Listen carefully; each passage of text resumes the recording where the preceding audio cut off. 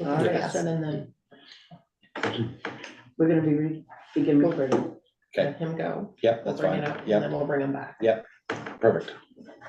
So welcome everyone, and welcome Dan McClare to this council meeting of January 24th, 2024, and we're starting on time, 6 o'clock. Call this meeting to order. We acknowledge that the meeting is taking place in Mi'kma'ki, the traditional territory of the Mi'kmaq people. And I do have to read this live streaming of council meetings notice.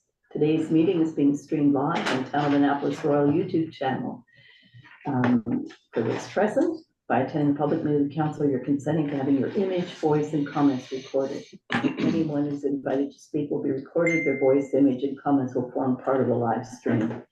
The chair of the CAO have the discretion and authority at any time to direct the termination or interruption of live streaming. Such direction will only be given in exceptional circumstances when deemed relevant, and has never happened.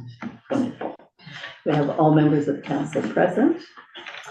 Are there any changes? If there's no changes or additions to we do have some additions to the agenda. Sorry about that.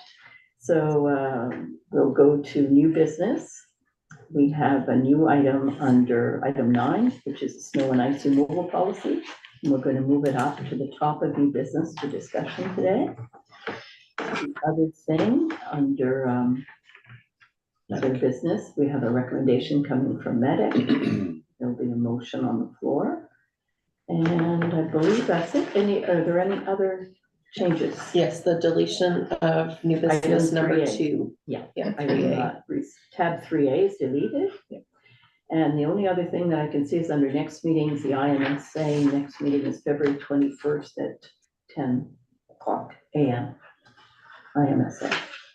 That's something missing from, I don't think we usually include them, but it'd be nice to include them. Okay.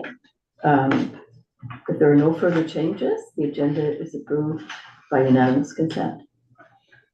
For the minutes of council, December 20th, 2023, if there are no errors or omissions, none. Section 12 reports, Academy Condo Board, discussions on scaffolding for what, question mark, are happening. Maybe Paula can.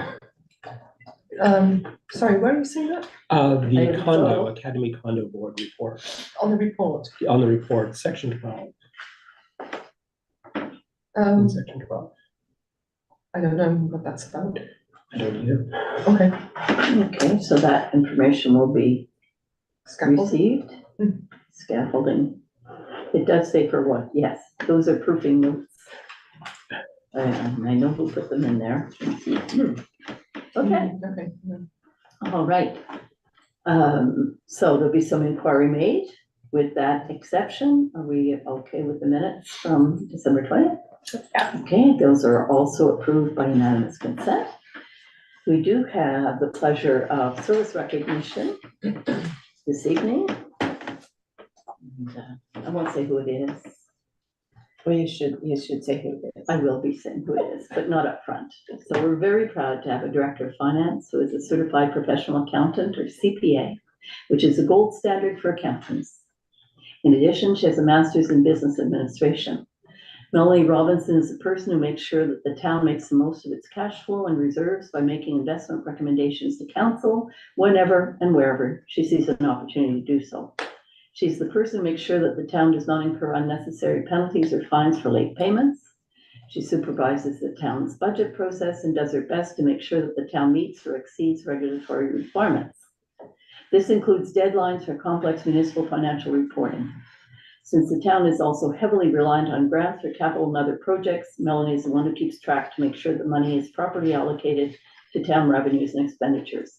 She's a much valued member of the town's management team, as well as a much cherished staff wellness and get-together organizer. I'd like to take this opportunity to thank her for 20 years of dedicated service to the town of Annapolis Royal. Thank you, Amory. She's trying to come in, so she's near us, so you can congratulate her when you see her. And just on an unrelated note, Congratulations, Melanie. Yes. Thank you. Thank you. Thank you, Melanie. An unrelated note, happy birthday to Bill Brown, valued member of our Public Works crew. It's his birthday today, so thank you for that. Okay, happy birthday, Bill. Okay, so now we're on to item 9, which is snow and ice removal. Oh, no, public input. Oh, yes, excuse me, public input. So this is your chance, if you have comments, Danny. Awesome, yeah, so I'm actually here about ice and snow removal in the town, and so it's kind of ironic and perfect, I guess, timing. I just provided you with a few questions, I'm not here to argue the situation, I'm just here for information and to find out what the current policy is with council with regards to snow and ice removal here in town. You know, I wanna know if there's valid reasons why the sidewalks and streets aren't getting cleared at the same time the province is out clearing roads and private contractors are clearing driveways and parking lots here in town. I wanna know if it's reasonable that we don't clear the sidewalks in parts of the busiest downtown core in this town. I wanna know if it's reasonable that the people in this town that are paying the highest tax rates aren't getting the same services that the lower paying tax rate people are.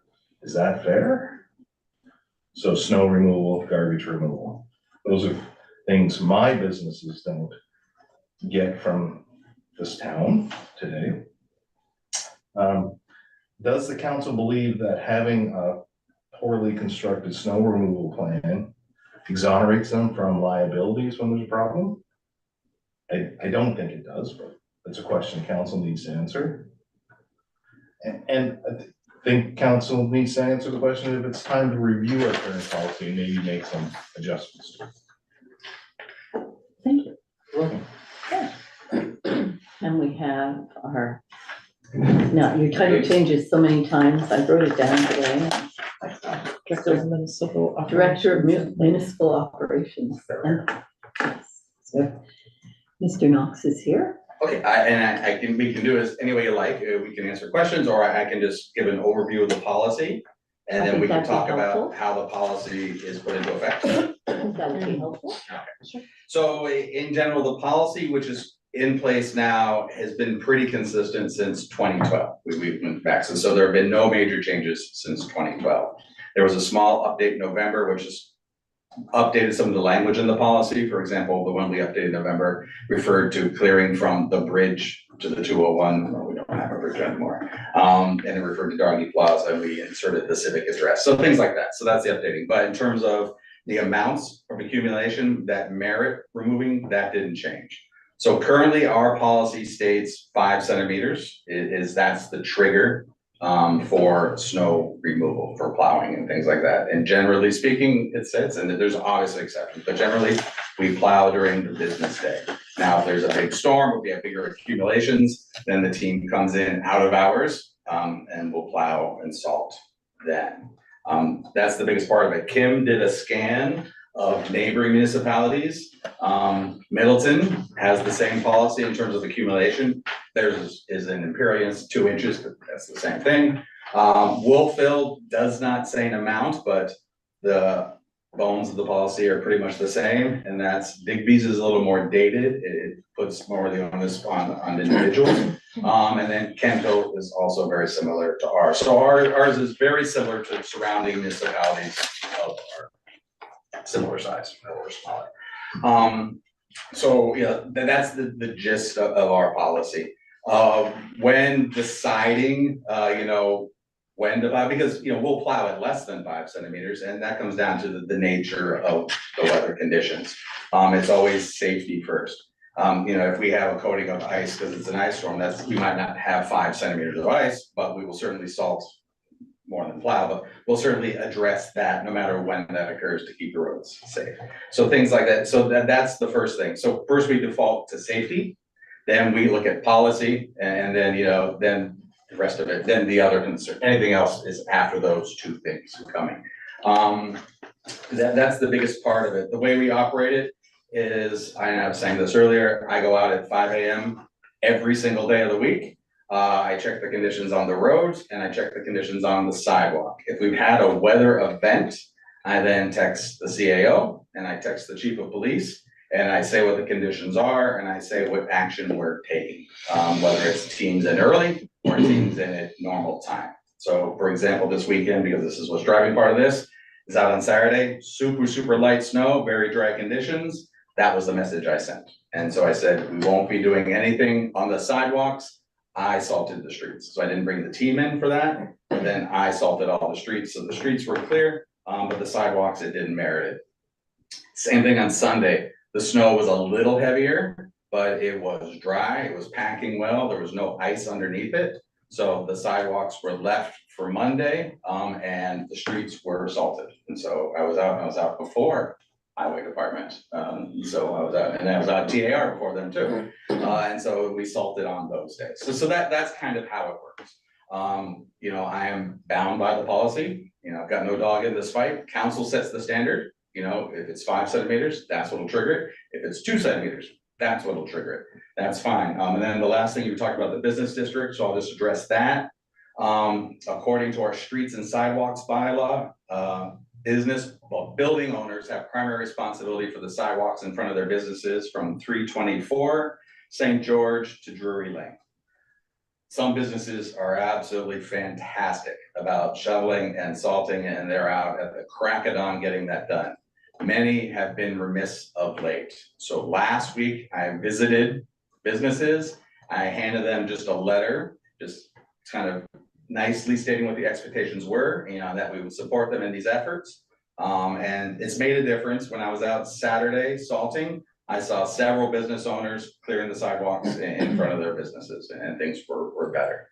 But you know, under our current bylaws, and which you know, business owners in our central business district, they have the responsibility for keeping those clear, and we have a support role. Now, whenever we plow or salt, we start in this central business district.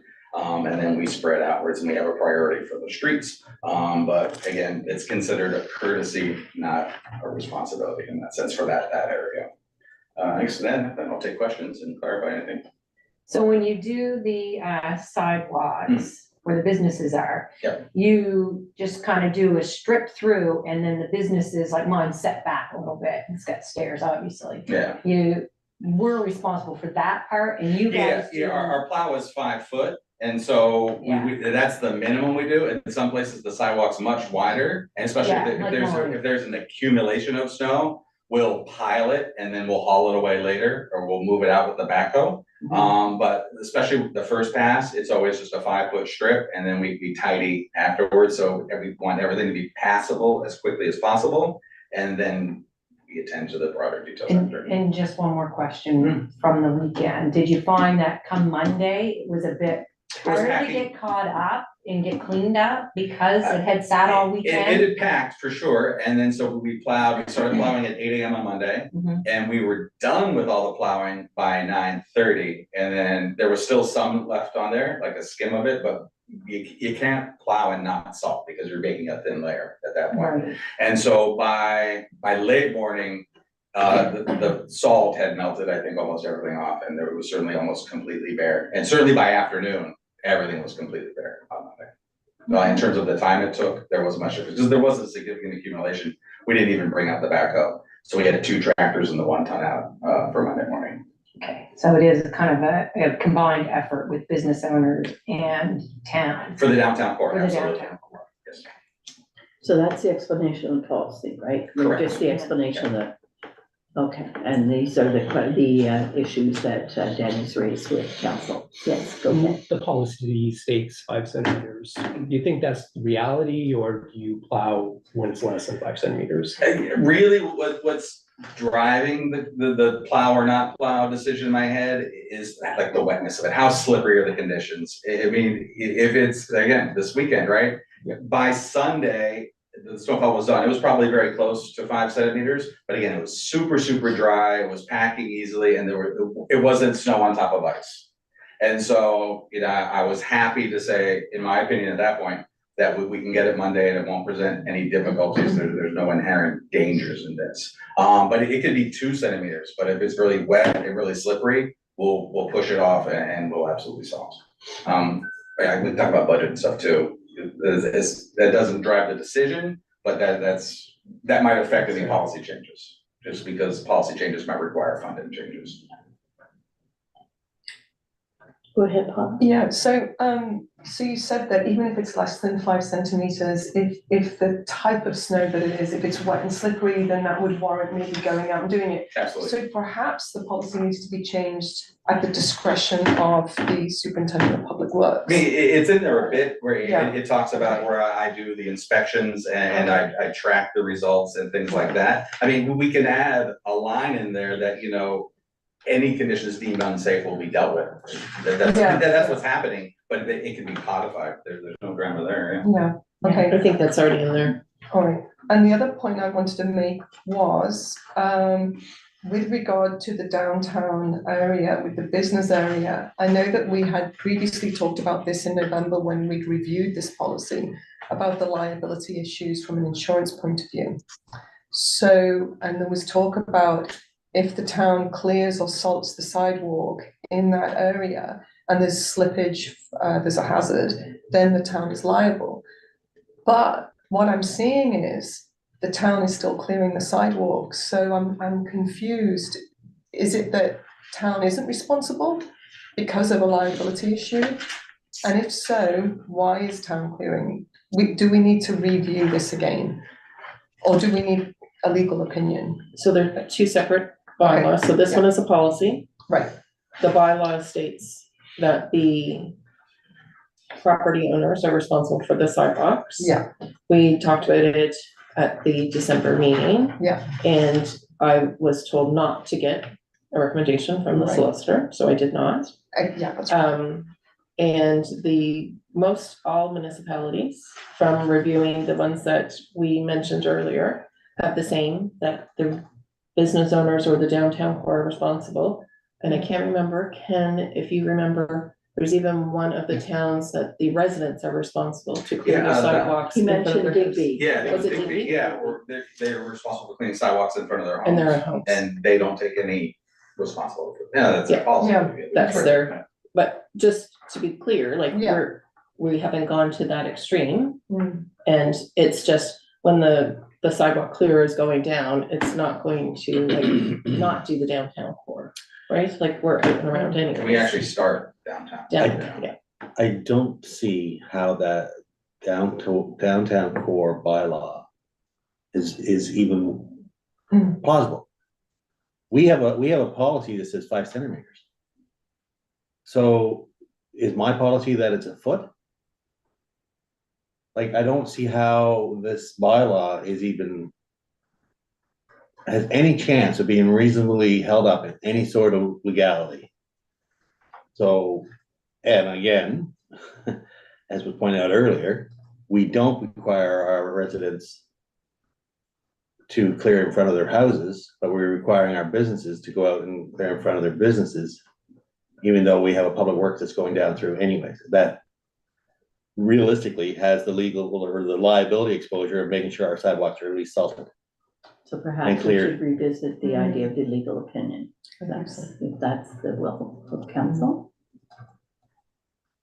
Would you like to run the policy and the bylaw by your legal counsel? I think I would like to see the bylaw for sure. But I think that would affect the policy. Do we care about what the legal opinion is? Is it the opinion of council that we should be doing this regardless of whether or not it's a Just legal being asked, obligation? you have the option of investigating further or not. I mean, at the end of the day, the sidewalk is the town's property. Right? So if Not in anything, all cases. but there's that certain section that is town, like where you Yes. put your sandwich board sign. Right. We have to pay for that because it's It's on on town, town yeah. property. So that section, if anybody was to slip and fall, the town would be liable, I would think. Well, your steps going into your business is your responsibility. Yes, The town isn't gonna cover that. But when you get on the sidewalk, but that's what I'm the town is saying. saying, okay, well, you need to clear that. Well, Yes. on what basis?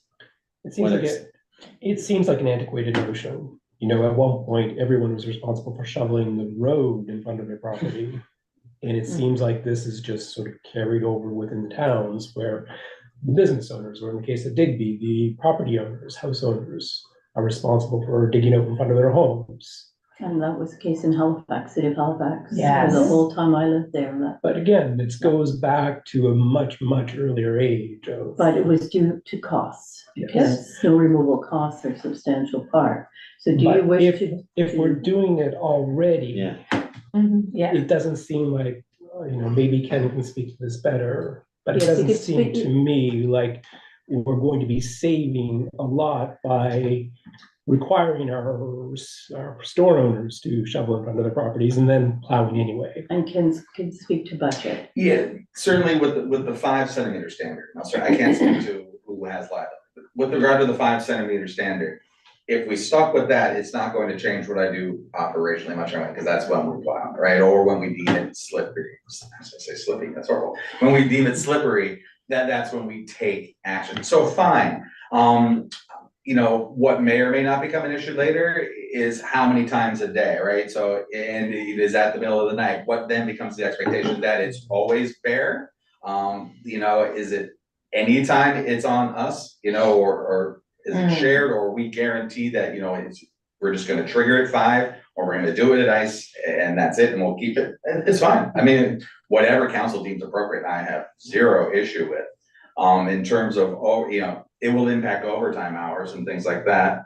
Currently in my budget, for overtime, I've got $9,000. I have booked 14 hours of overtime with the team, which is used about a third of it so far. Our salt budget is $25,000. We haven't used all the salt we've taken because I've got a shed full, but we've taken $10,000 worth of salt this year. Last year, Public Works spent 26,000 on salt. A lot of it is just, you're making your best guess about what their conditions are gonna be like. If council decides to raise the bar in terms of we're gonna be more active, great. Just fund it accordingly and just make the expectation clear, and then I get zero drama with it. Because you also have, you say the business owners are not responsible to clear it, but But it's not, but again, so let me clarify, finish. no, but it's not the business owners. It's the It's property owners. it's the commercial property owners that are Yep. required to do this. Yeah, but if you're saying that because King's Theater has an event on Thursday night, that we bring staff in to do the whole downtown because their event is over at 9 o'clock at night. But we can state this in a policy. We do, we have a, But- and that's what we but have a policy now. If Public Works is clearing the sidewalk and they clear the sidewalk at 5 o'clock, and that's when they clear it, anybody running an event, that sidewalk has been cleared. Yeah, but if it's snowing after they leave at 5 o'clock, it starts snowing at 7, there's more than 5 centimeters, we're coming back in because that's what our policy says. But if it's under 5 centimeters of snow at 7 o'clock, then we're not coming back Let in. me ask you a question then. If it is a snowstorm and you are in at 5 o'clock and it's 5 centimeters, and by midnight it's another 5 centimeters, are you guys back in to clear? I think that would be a bit of a judgment call, depending on what's expected to happen for the rest of the night. Like, if it's going to be a significant storm with snowfall all night, we might come back just to stay ahead of it, because it's easier to stay with it than it is to try and clear, 2 foot of snow in the morning at any reasonable time. If it looks like it's gonna peter out or expect it to slow down, we would probably leave it in and come in at 5 the next morning, and we'd leave it for that overnight portion. Unless there's something that's gonna trigger us coming in, significant snowfall, or the conditions have deteriorated to that extent, we'll catch it in the morning, and then for the opening of the business day, everything will be clear. But if there's a continuing load of snow that's gonna continually give above the 5 Yeah, centimeters, if it's gonna you snow will, all night according to our long. bylaw, we're required to be out there. Yeah, if it was gonna snow all night long, a sniff of the storm, we would probably run some, we've had guys sleep in the trucks before, we've had guys sleep in the shop before. We would do something like that, where we would make passes throughout the night to keep, so we could stay on top of it, so So- it's not unmanageable in the morning. You clear the roads, do you then clear the sidewalks? Same time. Because we have It's enough 3 people for that. So they would do it at the same time Yeah, all but if evening it's a long. lot of snow, we'll put 1 person in a tractor, 1 person in the one So ton, 1 person in a backhoe, for 3 of us.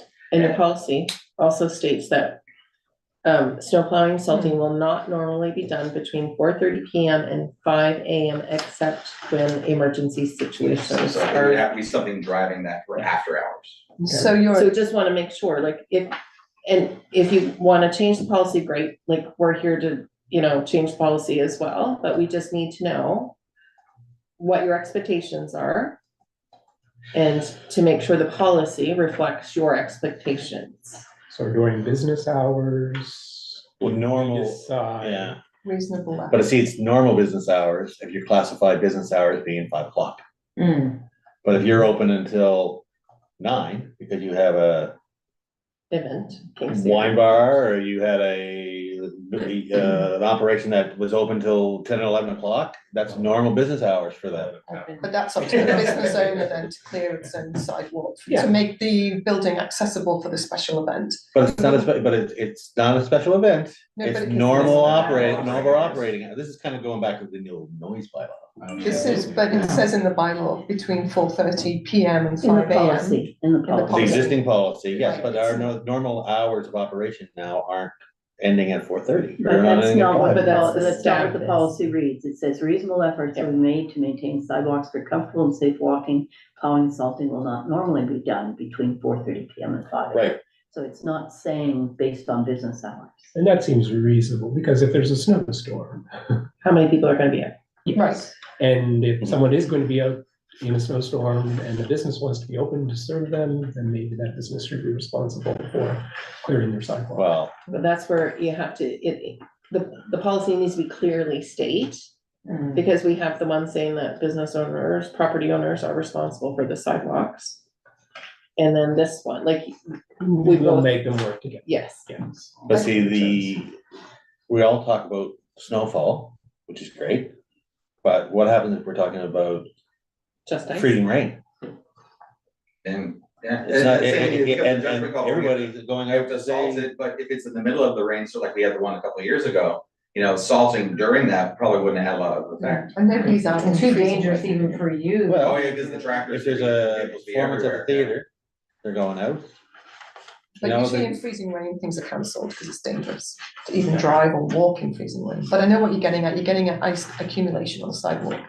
So I know that we talked about this and in theory, this made sense, but in practical terms, I was out on Saturday afternoon running errands in town and the sidewalks were snow covered and I was shuffling because I didn't know what was under the snow. It felt slippery to me. And I don't have mobility issues, but I saw some people struggling just to get to, say, the pharmacy or one of the shops, and they were very nervous because the sidewalks were snow covered. And Now, I would imagine the pharmacy wasn't covered, they're very good. no, the sidewalks were covered. I mean, they were all white. So it just was, to me, it felt like a hazard. And it wasn't a lot of snow, but it was enough to be slippery. And at that point, a sprinkling of salt would have really helped. And then I thought to myself, what if we can provide business owners with a container of salt and they can just salt the sidewalks? Would that help? Would that contribute to making the sidewalks safer in the event that Public Works can't get to it? So we can always get to it. Yeah, but I'm There's no just- time we can't get to But it. if it's a weekend, well, that leads me then into another point. If Public Works have to come in on the weekend and we have to pay double time, Sunday's double time, time and a half on Saturdays, Have we ever- in 3.5 hour blocks. right, have we ever had a Public Works crew that one of them works, say, Tuesday to Sunday? So there's always coverage, standard coverage on the weekend, No, especially in the shifts winter aren't time? Staggered, no. Okay, Yeah. all right, They're unionized. Yeah, it's a collective agreement there. okay. Yeah, so coming in on a Saturday, not that it matters if it's safety, but coming in on a Saturday costs less than coming in on a Sunday. Yeah. But again, that comes down to, you make the policy that works best for the town. Yeah. And then you're funded, so. And just my last point is taxpayers' dollars at work in a very visual way. Our taxpayers contribute to the running of the town. A lot of the money that goes in taxes is spent behind the scenes, right, to run the town. But to clear the sidewalks in the downtown core for the economics of the town, to bring money into the businesses, because this is the hub, that is taxpayers' dollars at work. So it'd be great to have clear sidewalks. We'll have to revisit the policy, guys. Well, I'm concerned that the visual of white sidewalks I have is, So you're going down by the post office one evening this year, clear, turn around and this is what you see because that's business area not done. So that's the visual where we have a very active town. We have a senior population here and 20% of my customers come in with a walker, a cane, or a rollator, or some sort of mobility aid into the pharmacy. And this is what we want to leave in our downtown core, the busiest part of our town. I'm not blaming Public Works, they're working to the policy. Yeah. Ken and I have a very professional back and forth. And hats off to town to the guys, they do a great job, Yeah. and they're just doing what they're told. And I think we just need to look at the policy and Yeah, I mean, if you want clear sidewalks after any significant accumulation, we can do it. Like I said, it's just, what I don't want personally is just something ambiguous, like use your judgment, right? Right. Which I'm always willing to, but my judgment is not gonna be the same as Yeah, everybody, yeah. so make No, a can't standard do that is your best, what is determined to be best for the town, Yeah. we will change. And again, there's no time Public Works won't work, right? It can be 2 AM, it can be 3 AM, we don't care, we'll work. So it's not that, it is just, you tell us when you want us to do it, that's it. So we just received today the report on complete town infrastructure, and what it'll cost to maintain it. And in it, it has service standards, so it's very relevant to the discussion. So council, you'll see what is in there. Council accepts risk or doesn't accept risk, so there's a risk analysis, there's consequence of not doing something. So I think that'd be very useful to pull out for this discussion, so you can decide, because it's basically a decision, risk, consequence. So if you'd like, we can provide all that background, you can review the policy again if that's the wish, if that's. Yeah, we definitely have to. well, and there's a big difference between snow covered and clear in cost.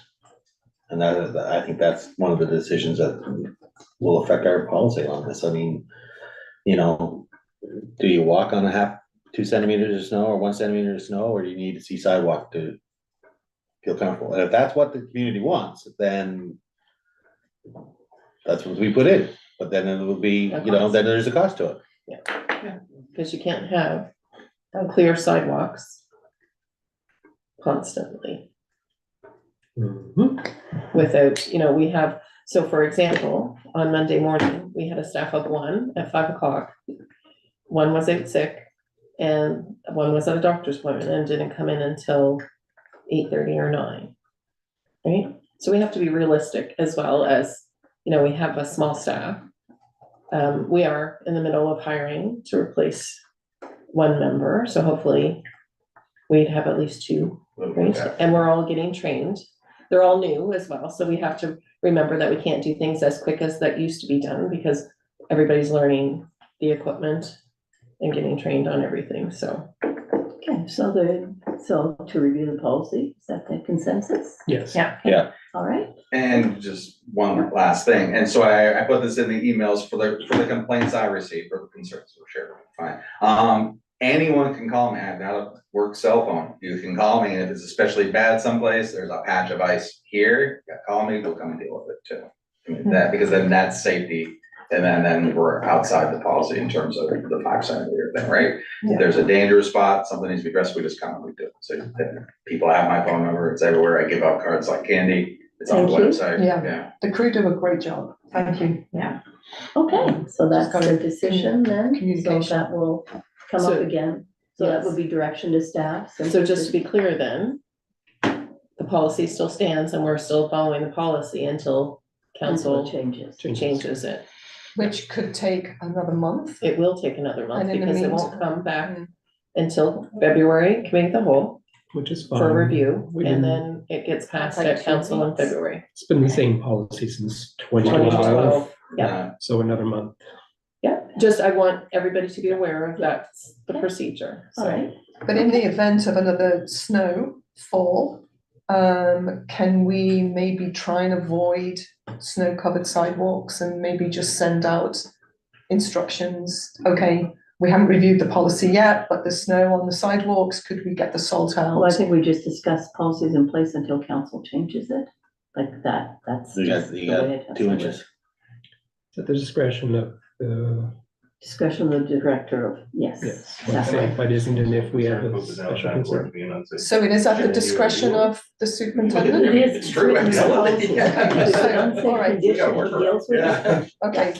Yeah. So we can still address the issue even though the policy hasn't been reviewed again? We can always It's- reach out to it's, Ken Okay, we can just reach out to Ken. and All right. say it's bad, it's really bad. Okay. Yeah, I mean, we certainly don't want anyone getting hurt, right? That's right, we don't If want something anyone, needs dealing with, we'll do it. we don't want anyone falling over and hurting themselves.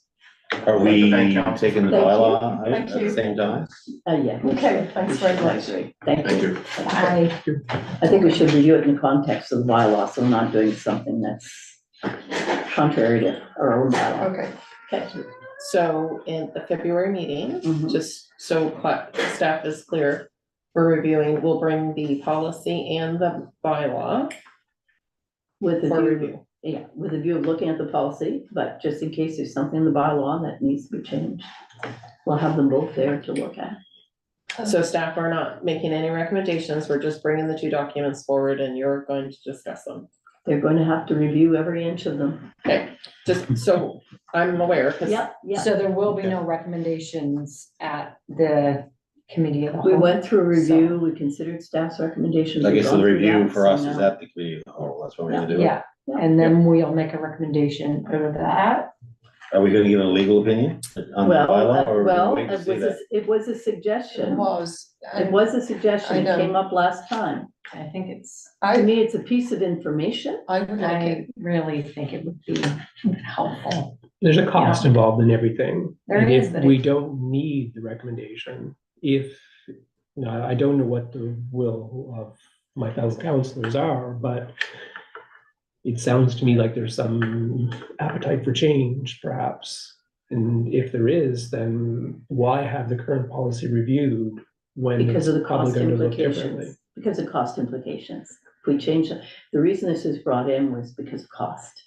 We had a counselor who was an engineer who's very, very up Yeah. on what we had to do to contain costs on infrastructure. That's where it came from. It Yeah. was an engineer. Yeah, there may not necessarily be a direct impact on overtime hours, because it doesn't always happen outside of hours, but absolutely there will be a direct impact on salt. We can never plow not salt. Well, I think what you're more saying is we're gonna make changes, we make the changes first before taking out for a legal opinion on whatever, then if we want a legal opinion after that, then that would be the time to do it, not before or after. and in my mind, if council decides to go with, we're not gonna make the business owners responsible for clearing the sidewalks from 324 to Drury Lane, and we take that out of the policy, then we don't need the legal opinion No. on having that anymore. Right. That's correct. Right? So that is, if that is council's wish to remove that section out of the, But if The bylaw, if then we we decide to wouldn't keep need- that in, then then yes, by could. all means, we Yeah. have to. Good. get a- All right. Right. Very useful. That's Okay. great. Thank you, That sounds everybody. good. Great, wonderful. That's item 9 dealt with. And now we get to Melanie and the very exciting quarterly financial update. I have a new interest in reserves. Looking at that report today. You can. Thanks, Ken. Thanks. Thank you, Ken. It's supposed to snow tomorrow, we'll go No, it's We'll be signing rain, you up. back.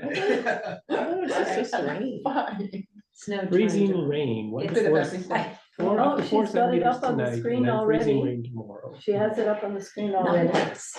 None at all. So And can then- you see my, can you see my screen? Yeah. If you can make it bigger, that would probably be helpful. I'm going to my. We have it. So I can see it. Yeah, you have it in front of you, but. I need to ask a quick question. For some reason, I Can I ask can't see it. Anyway. I'm gonna just stop and try it again, because I can't see it. Michael has a quick question for you, Counselor Tompkins. On the spreadsheet, I guess, the annual budget numbers. So you have year-to-date budget, prior year-to-date, then you have annual budget. Mhm. numbers at the end. Yep, And I was just noticing like the annual budget for taxes is the same as year to date. yep, because we're not gonna do any more tax bills. We're done. Both of them gone out. So this annual budget is what the year should end up at? Yep, it is, yep. Okay. Just where it was on the end, I was like, okay, thank you. Yeah, That's- we've sent out our final went out in October, so there will be no more tax bills. That's the revenue we've made from taxes. So I'll go through. We're in a great shape. So our taxes, 1.38 versus where we thought we'd be at 1.37. It's pretty much flat, except the HST offset came in slightly higher. And that's the difference there. The grants in lieu 470 versus 426. Well, our NSPI money came in higher than we budgeted. I think it came in at just under 4 and we budgeted 367. And also there's a bit of timing difference in our provincial grants in lieu. They haven't come through yet. Services provided to other governments, the 51 versus the 46. Our Triton checks are up slightly, and the planning services are coming in higher than budgeted for the year to date. So, but bear in mind, like Councillor Tompkins said, this is the annual budget, this column here. This is where we thought we would be now, but this is the overall budget. License and permits, building fees are coming in much slower than budgeted. That's the difference there, the 3728 versus the 7508. Fines are what they are. They are below. Just question from Councillor Oh, sorry, Tompkins. yes. Going back to the conditional transfers from the federal and province. So the annual budget, we had 81,000 and we have 1,000 in now, year to date budget. Are you expecting another, a large transfer to come from in on that? The percent used is 100%. Yeah, but no. Prior So year was 208. Oh, sorry. Yeah, last year we had to bring in money, that 208,000, we brought it in from the operating reserve. Because I believe we did some paving last year. So that 81, the reason I haven't brought that in is we don't seem to need it. That was what we budgeted to bring in from the operating reserve to get this budget to balance. But as we go through, you'll see deed transfers gone over, way over budget again and other things. So I don't want to bring that 81,000 in from the operating reserve if we don't have to. I'd rather leave it where it is. Oh, so that, okay, so that's what you mean by conditional transfers is coming from our reserves. From ourselves, Yeah. yeah. Yeah.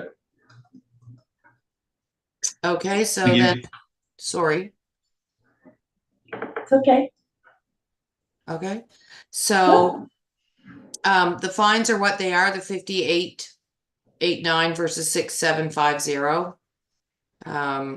The rental, that's a little bit up, but that's because that includes the donations to the Grant Potter Park. There's $2,400 in there. Return on investment is what it is. Penalty and interest is what it is. The concessions and franchises, that's your deed transfer. Right now it's 33,000 over where we thought we would be at budget. And we also have a wellness grant in there of 3,500, which I will remind you as well. There's a free wellness lunch for everyone here tomorrow for anyone who would like to join us. We're going, yeah. Yes. Yeah. Yes, Free lunch, we're going. yes, a healthy lunch. Unconditional transfers are flat. Recreation, that's up because his program revenue is above budget. The pickleball is doing really well. We're going to bring in almost $9,000 on that one just alone.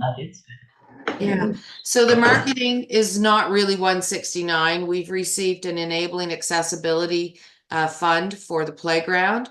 That's sitting right here now, but I've met with Noah and most of that's going to be capital. So I'm going to switch that money over to our capital budget or a capital bank account.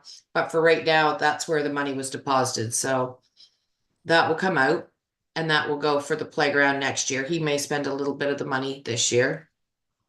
So We thought we would be at 2.3 now, we're at 2.5. And our year-to-date budget, where we think we're gonna end up, is 2.6. Any questions on the revenue side? Any other questions? And Doesn't we look won't, like it. I should say, we won't end up at the 2.6 because we're not gonna bring this 81,000 over. We're not gonna need to. We're gonna end the year with a surplus. No All right. question. It's just sometimes it can be when I was reading this prior to coming, some of the categories need explanation, but now that you were explaining them, I understand. But, Yeah. coming in, it's like, well, what is this? What's that? Right. But no, it's clear. So all the detail for all of this is on SharePoint. I put the detailed, this is a 2-pager, but the P&L that goes with this, it's 13 pages and it's on SharePoint. And it's called Income Statement, Town of Annapolis Royal Tar, December 2023. So if you have any questions about what's in any of these categories, it's all the details there. And I have an open door policy. Please feel free to come in anytime or ask questions in this forum as well. Okay. Can I ask why we have the park under marketing and not under recreation? Just, Uh, The grant that we just received. You mean Yeah. you mean the 81,000 that we received for the park, for the yeah, playground? why wouldn't that That's be not under? even going to be, that's not even gonna be here. It's gonna be, it's just sitting there for now. It needs to be It's moved something over like into it shouldn't capital. be there, you're right, yeah, it shouldn't be there, No. It shouldn't even be on this statement, you're right. Okay. Okay. Yeah. but the money ended up in the bank December 31st, so I I'll didn't. take the money chance- and run. Well, we were closed between Christmas and New Year's, so by the time I came back, I couldn't physically change the bank, change it into the right bank account. That's the only reason it's sitting there. Okay. So then we go to general government expenses, the 105 versus where we thought we'd be at 130. And that is mainly the engineering costs we haven't been billed for them yet that go with the part of the Ames project. And that's just a timing difference. General admin 145 versus 150. Those are just small variances. I looked through and I think they're all just timing differences. It will end up being what we budgeted. Taxation, the 13 versus the 26. We had planned to paint the backside of the town hall and the trim, and that didn't get done. And so that's not going to get done this year. So that will carry on and be a variance until March 31st. The other general administration 26.9 versus 29.5. That's just that heritage award that we've been carrying around for a number of years, the 2,500. So that's not going to get expensed. Hopefully next year there'll be a conference and we can send that money off. Any questions on general government services? And again, all this details on SharePoint on the income statement, the detailed 13-pager. So then we go to protective services, 3317 versus 363. And that is standby, stats pay, and pension are all below budget, as is fuel and equipment maintenance fees. So as you know, we lost a senior member of our police force, I think back in October. Actually, I think it was in the summer. But anyway, we didn't fill that position until October, so that made a lot of the costs that are covered under APA&S, the union, go down lower. Law enforcement, there really wasn't much of a variance there, or fire protection. Trees and animals, our gardening budget came in below. I think we had budgeted around 10.8 and it came in at 8. So that's what that is. Transportation services, 109 versus 135. Well, the Kubota and software costs, they weren't budgeted, they've gone over. And some things like painting the public works building, that didn't happen. And as you know, we've just negotiated the CUPE collective agreement. So in December, we negotiated that, but they didn't actually sign off until January. So all those costs, all those labor costs, you won't see until I just put them through this payroll this week. So you'll see them in the January, the next set of statements. Road transport, 49 versus 68. And that is a timing difference for the most part, and the painting came in below by what we thought, about 2,500 below where we thought it would be. The rest of the items, I think, are just timing.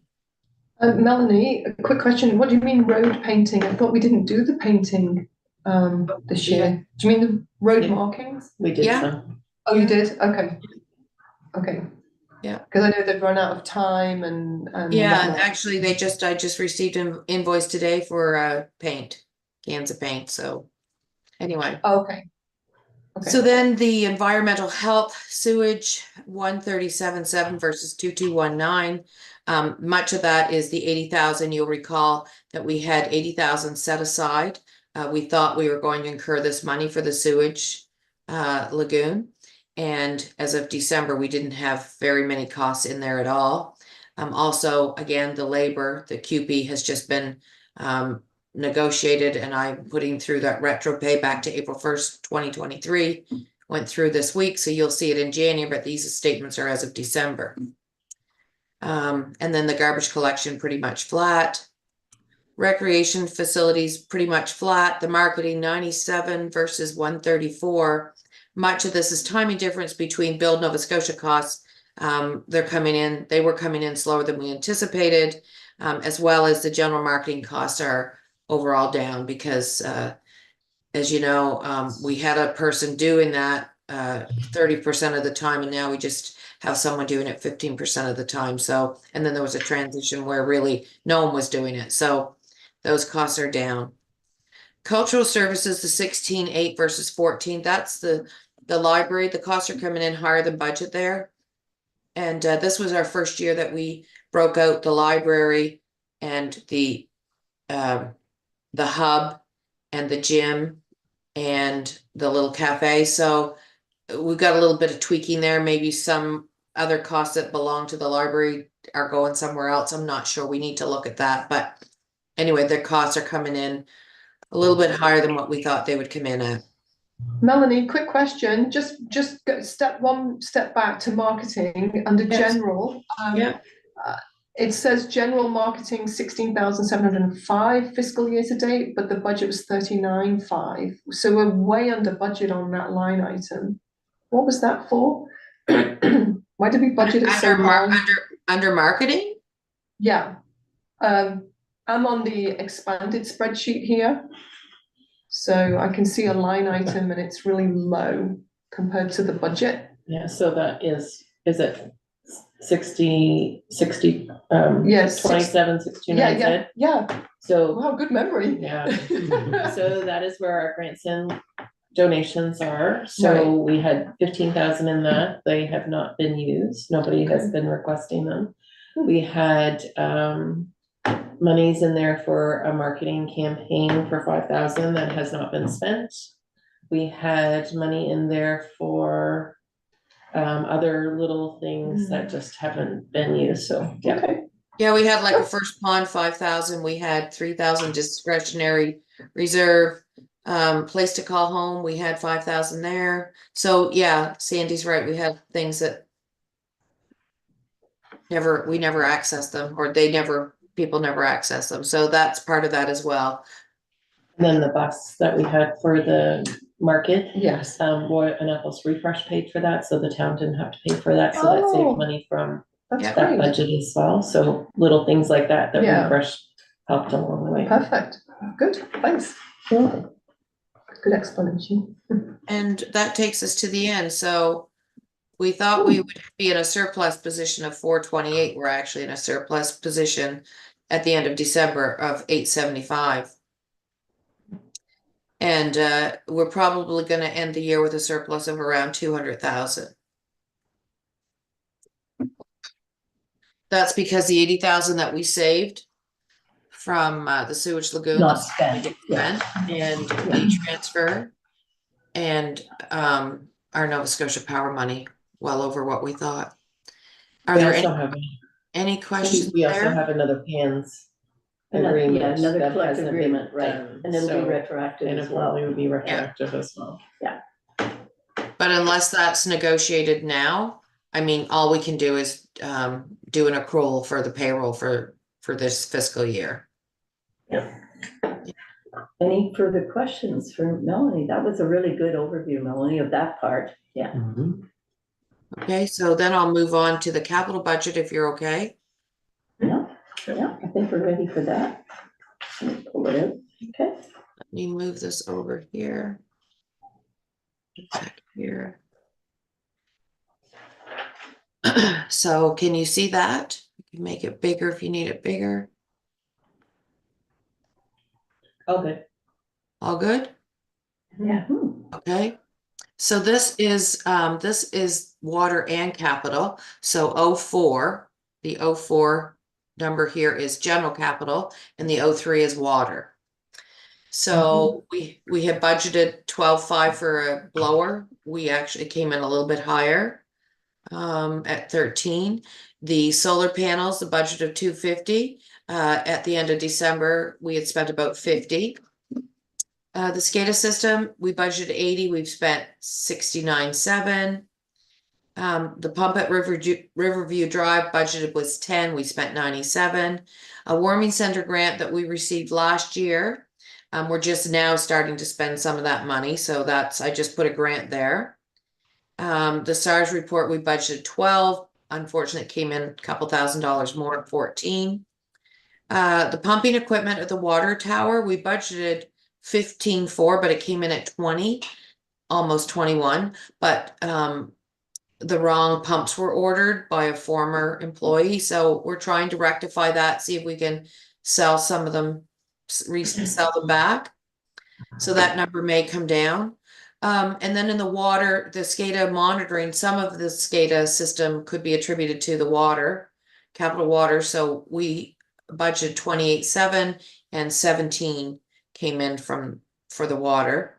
And the water main saddles, we budgeted 60 and at the end of December, we'd spent 39,151. I apologize for my things not lining up here, but I don't have Adobe. So I had to try to do it how I could. Melanie, Anyway. how many more water saddles do we have to replace? That I'm not sure, but I think So probably, the current year, we were supposed to do 30, and I think we only did 15 or 10. They got late started and then couldn't finish them, so we didn't get many done this fiscal year. And so I think there's still another 30 or 40, because it goes all the way down St. Yeah, George St. Street, George. right?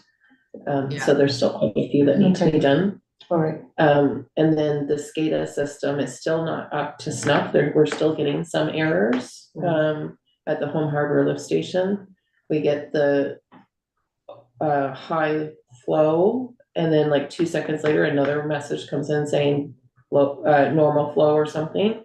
So we're still tweaking, Ken's still working, tweaking that with the SCADA system as well.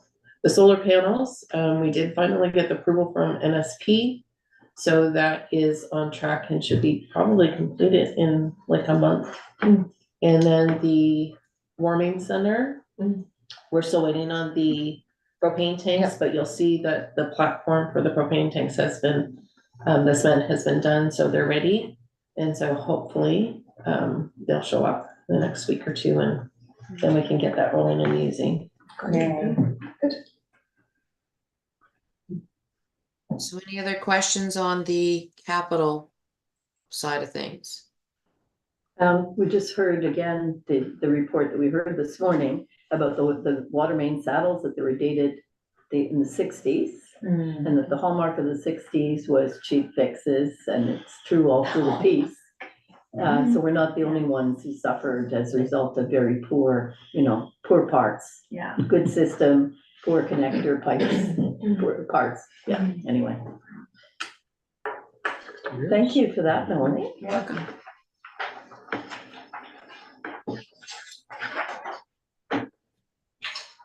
Any other questions for Melanie on that? Okay.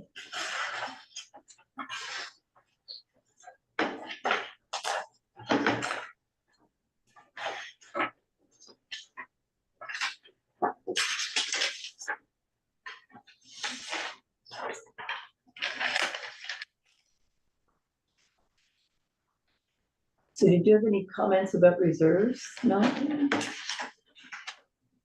Got the report. reserves? We've got the status, yeah. I just had one question on reserve for water capital. Sure. And it's 05312114Z. What's the CAS mean? Reserve for water capital CAS? That means cash. It just doesn't, you can't see the H, okay. that's the bank account. Okay, thanks.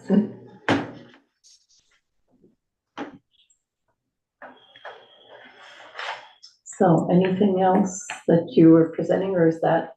I have a request for, tab 4. Okay. And we have it here. Good. Yeah.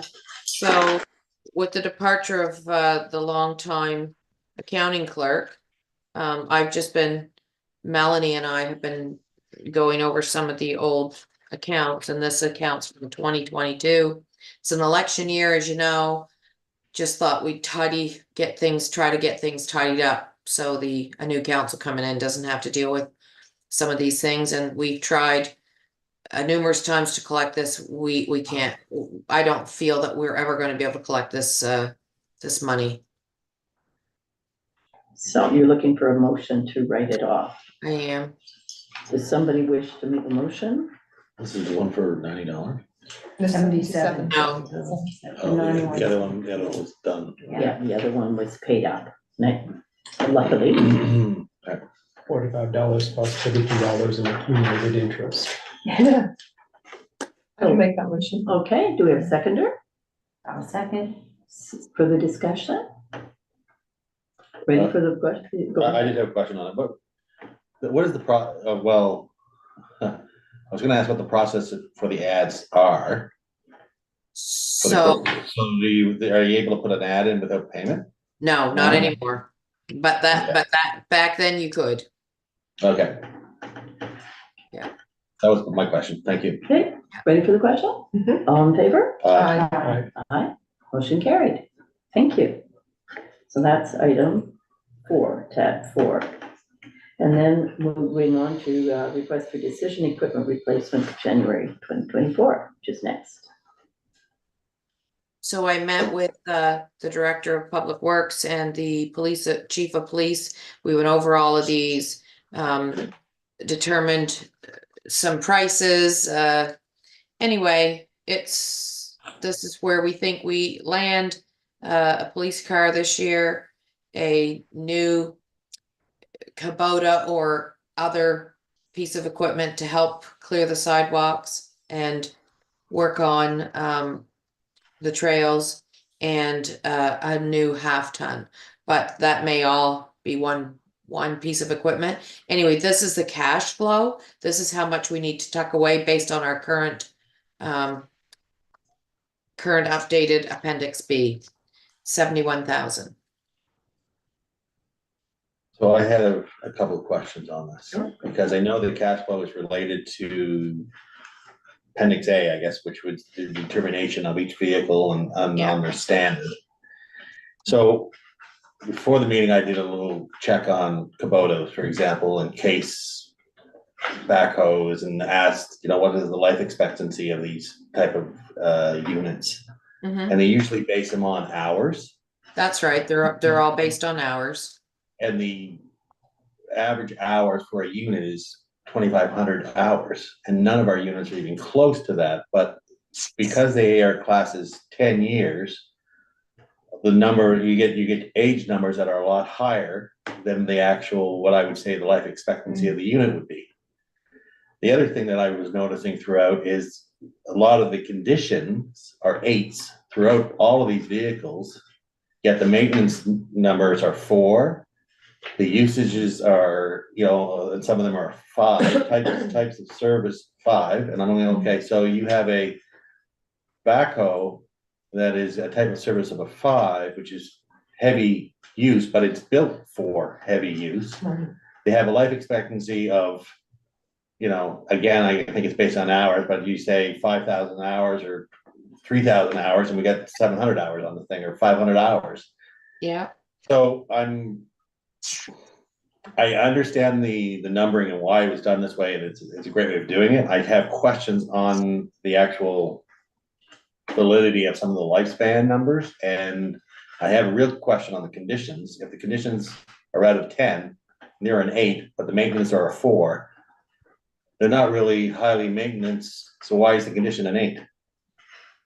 So, and when you start adding these numbers up, you get into the, the 30 range where it's like, okay, you need to replace it soon or now. And I'm going, are we actually at that point, or is these things, because of the way they've been numbered, pushing us to push more money than we need to at this time? Yeah, so I can tell you, Michael, there are times that it should be replaced, but I mean, when I went over these with Kevin, he'd say, but the truck still, the half ton, the 2012 GMC is one case in point. He said, I know it's 12 years, it's past it, but it's still working great and we don't need to. So we don't do it unless we absolutely have to.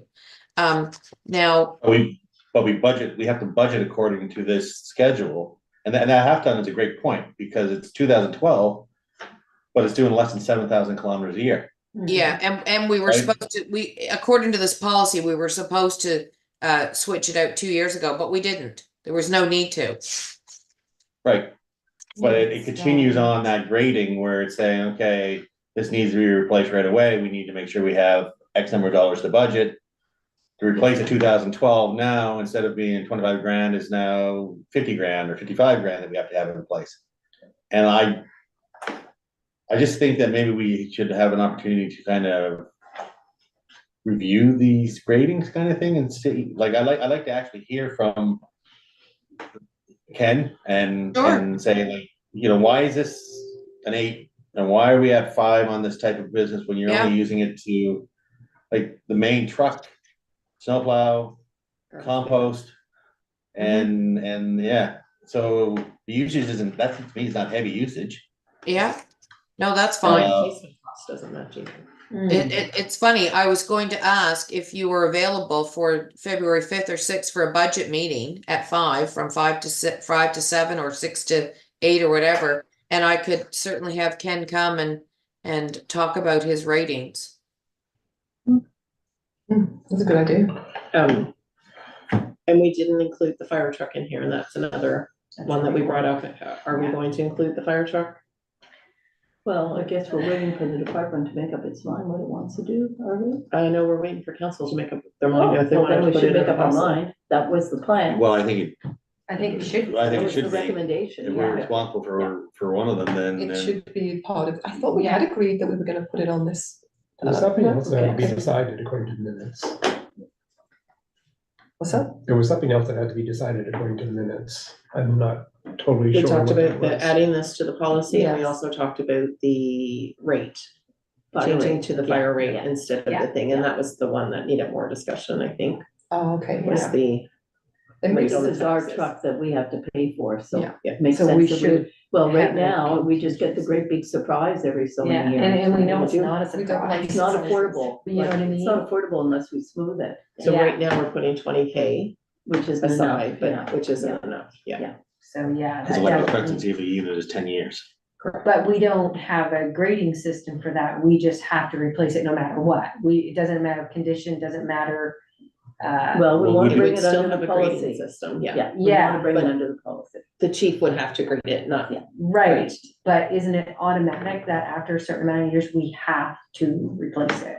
Not like, for example, this half. I think you can get an extra 2 years or something if you Yeah, get something, But but there is it's there is a regulation on that. yeah, And our agreement with them says has to be certified truck, has to be yeah, inspected. yeah, oh, yeah. But it, It's but it's, But it has to be. it's the done. base Yeah, unit Yeah. of It's that, not- not, it's a half the ton bells truck and whistles they add themselves. It's exactly. gotta be replaced. Yeah. It's still We the might most be expensive thing going. So you're okay with putting this on the agenda for, I Yes. can do February 5th, and I can do the 6th, I can just reshuffle things. So what is your pleasure for a budget meeting? When is February 5th? It's a Monday. or It's a Monday. Tuesdays.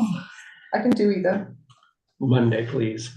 Why? Oh, he has family commitments. Oh, okay. I have family commitments Tuesday, Wednesday, Thursday. Okay, we have planning and heritage, but that is at 9 AM. That's gonna be a long day for you then. Yeah, I'll just stay all day. Yeah, no, just So with maybe work. Claudia, like they do at Public Works, you know, just, and then I give you So one. budget discussions, what time are we thinking on Monday? Oh, I I think say, Melanie said 5, but I don't know if everybody can be even, here by even if 5. we start it like shortly after 5, I know most people It's work. gotta be after, shortly after 5, so Yeah. 5:15 or something, so. 5:15. Yeah, just so we Sure. can get. From one point to the other point. Yeah. Yeah. Well, I'll put So 5:15, is that what you Sure. want then? Yeah. Okay. And what are we doing, like, no more than 2 hours. No more hours? than 2 hours? isn't Okay, it? so Yeah, 7:15. That's plenty. Okay. And we should come ready with whatever it is, so if we have stuff, we should share ahead of time. So it Yeah. can be efficient, so everybody can be ready to discuss whatever it is, yeah. Okay, It's in there. yeah, great. Would you Thanks, like all Melanie. of the leadership team to be here? Mark. And Ken? yeah, I think The the whole whole really gang. useful, it would be more effective, Well, what are we talking to them about? this. Yeah. Equipment Well, Another then, one. but you're gonna see the budget. I have the budget for the most part ready. Are we having that in hand prior to the meeting? Absolutely. Okay, Then we'll know it, if there's questions, we'll know I that. don't. Yeah. I don't think we need, Maybe The not the leader- first time through. I mean, if we're gonna discuss this thing, then I would have Ken in to discuss that. but Yeah. Like, we're gonna have to talk about budget before we talk to leader departments and heads, and then bring them in afterwards. Yep, Be- just throwing it in there, we need Yeah. to know. So We're good with I'll invite Ken then on the February 5th to come and talk about this, talk about his ratings. We'll Yeah. get started with that. Okay, so then we're just gonna table this now, the equipment. Yeah. Yeah, okay, that's fine. Sounds like a plan. Okay. And that brings us to, and what about the tree removal? Are you on for that too? No, but Uh, tab 6. Tab the- But tab 6 you are, okay, all right, sorry, yeah, it's straight in front of me too. So I put this on the agenda hoping that Paul Beasley was going to be able to come and speak and elaborate more on the assessments, but they've been swamped because, as you know, assessments all across the province have gone up. Yeah, He is going to be on committee of the whole on the 7th. He'll be presenting this. We can go over it together, or he's going to go over this in detail on the 7th. I think that's Let's good for wait the for 7th. Paul. Yeah, Is that the gentleman that mentioned that it was gonna be a 4% increase, and now we're at this? 17. It did go up 3.2%. Every cap went up 3.2%, but new housing sales, of course, as you know, they lose the cap. And everything that's commercial doesn't have a cap, so that went up well past 3%. Yeah, so he'll be able to give you the deets on that. Paul Beasley presented to us this time last year. Yeah, Yes, he did. It was a 50-minute presentation. Yes, it was, yeah. So You we'll want just- me to ask him to be slow? Yeah. Because I've rewatched it, just Yeah, to remind myself of what we talked about. Do you have the estimate of where this increase is gonna bring in based on the current taxes where we're at? I don't. I know, like- I could get that, but I have the budget. When I did the budget, when I put it together, I put a 10-cent increase in there. So I'd have to take that out to see what just the assessment alone would be. So it's Yeah. realistic. Yes, please. Yeah. Yeah, I can do that. I won't have that number right now, but I absolutely can get that for you. that's Yes, great, please, that thank would be you, very Melanie. useful to know. Okay, Yeah, Well, there's a substantial chunk of change there. yeah. and are you with us for tab 7 as well? Nope, that's the end. Okay, well, thank you very much. Thank Melanie. you. All right. Anybody needs a question Melanie. before we lose her? Nope. I have something to give to you, Melanie, so Yes, will you just- can leave that. You can leave it in my mail slot, Amory. I will do that. Thank you so much for the kind words. You're welcome. Thanks, All right. Sorry. 20 years, that's Thank you. amazing. I know, I can't believe it. You All right. died, Right? Survivor next. Bye-bye. Bye. Yeah. Okay, so that brings us to item 6, which is tab 7, the tree removal on Battle Street. It is not a twinning update. And when we say Battle Street, what does this mean? Where is it? Battle Street is There is down a- by the, Odell Museum, just by the Odell, between the Yeah, so Odell if and the you're- house. yeah, it doesn't exist mostly. It's just like a Oh. little trail, so if you were, Yes. if you were driving down Prince William Street, where it Mhm. kind of ends, that went down farther and then cut across Battle Street to come back Right. on St. George Street. It's It's just a not used. pathway, Yeah, it's not a road. I thought that. Not that even a was- pathway. It abuts the Odell Museum. But it's Yeah. town owned, Yes. town owned. Mhm. And there are a lot of trees, I think it's, yeah, Of okay, course. I get it now. So we had the When you complaint and I about the still one want- tree that fell over, and then we also have the additional $2,000. And these two invoices will put us over budget in the tree removal due to storms and high winds and stuff. So So we're not looking for a change to the budget, really. We're What just saying looking- We're going over we're budget. going over budget, and this motion will just put us over budget. So we have a complaint being, The town trees have fallen on personal property, and they want them cleaned up. Well, then they have to, yeah, okay. So but there's another quote, right? There's this amount, but there's another one as well that came in. It's a Yes. separate quote. so Yeah, and that's the one on the sewer line easement? Correct. Right, yes, okay. And that was for how much again? 2,000 plus 2,000. tax. Yeah. So I think on your motion sheet there, it has them, can I ask why our public works can't clear a tree? they're too large. They're too large. It's the poplar trees that are like, Can we send it out to say, you cut it up, you take it? No. You can't even lift them. Well, I'm sure there's people around that would come in and say, yeah, I'll take these, it's not an elm, it's poplar, so they can come in and remove it and Have the wood. have the wood. Yeah, the homeowner wants it clear Well, the thing is as well, it was from the trenching of the sewer line many years ago. and damage the trees, And and it now cut they, into the tree roots. they're rotten and fell over. And many years later, the trees are all falling over now, creating issues. I know. So, So let's get a motion on the table and then you can decide what you're gonna do. I will make the motion. Council approve the two invoices for tree removal, GL number 01-225-222 in the amount of $350 and 2,000 plus tax from the 2023-2024 general operating budget 2023-2024. and I'll second that. Before we call for the question, I had a question. Do we know if there's any more invoices coming in from the $2,000 area of trees that's being looked at? No, that was the quote that we just got yesterday, So all that's inclusive. all inclusive, correct? Okay, good to know. Thank you. And we've got the operating year in this, sorry. Yeah, it's in there motion twice. Twice, Yeah. yeah. So Yeah, kind of, yes, No wonder people were confused. Yeah. Okay. yeah. So that $2,000 one, they want the wood left? Is that what I read? Or they want the, Just one large trunk left. For aesthetic reasons. Yes, but the other one's to be removed. Well, We're Was working with this- them. it was a supplementary, it was a supplementary? 'Cause yeah. in the package. So it would be in the, it's in there. It's the sewer line going from Babineau Heights down the back of, The new construction. Yes. and yeah, small down that house, way. like, There's a noticeable sewer or easement cleaned line up. and it was Yes. trenched. Maybe, was it 6 years ago? 5 years ago? I think 6. Yeah. So that's good, that's less wood to move. Mhm. So, further discussion? It's reasonable.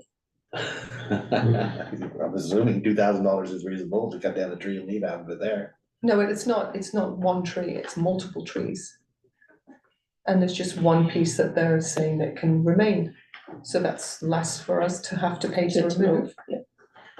Yeah. So, And it's going to our public works yard? No, it's bring in an excavator, bury it all on site where it is, excluding the big log. And a company is coming in doing that, mhm. yeah, outside company. I guess it's gonna be used as fill. And it wasn't the homeowner's fault. Yeah. It was just something that Well, happened. So are we doing it because we damaged the trees but they're not our trees? They're on our easement. Okay, They got damaged when the. so they're our DEM was- responsibility because they're on our easement. Yeah. Not on private property. This is private property that our easement is on. Well, But it's because we damaged The the trees trees 6 that we years are ago, removing. because otherwise we wouldn't. We wouldn't be responsible. dealing with this, yes. Right. We did not pay for the cutting down of the trees either. The homeowner paid for that.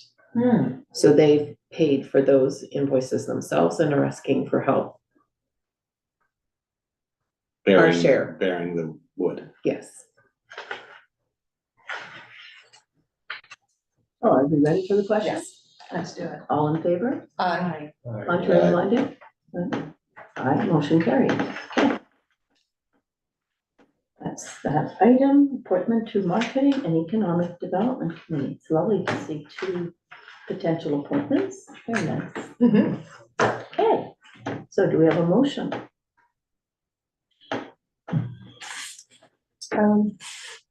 Well, I just did the last motion with anybody else. It was me. Oh, right, okay. Go for it. Oh. One of his. Go ahead. Okay, I move that council appoint Spencer Reynolds to the Marketing and Economic Development Committee for the term ending December the 31st, 2024. I will second that. Ready for the question? All in favor? Aye. Aye, motion carried. Welcome Spencer. He has been auditing medic He meetings. has, yeah, he was sitting right at the table. Yeah. Yep. Yeah, it seems really, He's great. yeah. So that's a great addition. And another committee appointment. So do we have a motion? Oh, I will. Okay. That council appoint Mike Bernard to the Environment Advisory Committee for the term ending December 31st, 2025. I'll second. Ready for the question? All in favor? Aye. Aye, motion carried. Lovely. And we move on to the appointment of overall direct responsible charge, ODRC. And we have a motion. Are we doing the motion? In Medic, yeah. Yeah, we'll do it. We've got it later in the. Okay. agenda, yeah. So the ODRC, our CAO has worked hard on this one. Do we have a motion? Mhm. Mike, you're up. Which one are we doing? ODRC, Number appointment three. of overall direct responsible charge. It kind of looks like we jumped around, but we are following the agenda. We're doing this. Yeah, you got it. Yeah, that's it. The council appoint. This is why nobody wanted to do it. Just Kim. Give it a shot. Loyenga That sounds good. as the overall direct responsible charge for the water and wastewater system as per the Environment Act of January 25th, 2024 till December 31st, 2024. We have a second. Okay. Any discussion? We're good.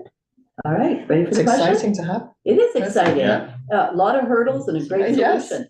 So all in favor? Aye. Aye. Aye, motion carried. Thank you, people. Okay, that's done.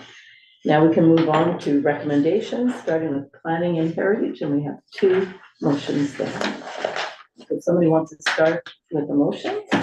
Paula, why don't you start and go around the table? Sure, okay. I move that council approve the application at 248 St. George Street be given heritage approval for the addition of the vent and grading changes as detailed in application 2330 HER, providing the requirements of the land use bylaw are met.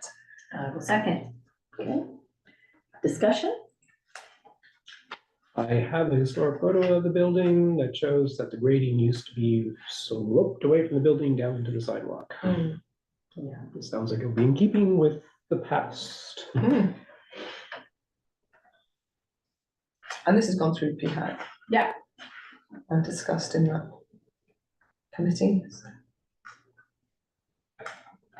Question on the motion. Okay, all in favor? Aye. Aye, motion carried.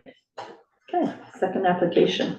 Okay, that PHAC recommends to council that the applicant at 246 St. George Street be given heritage approval, structural addition of a patio door, and for the changes of materials regarding the siding as detailed in the application 23-31-HER, providing the requirements of the land use bylaw are met.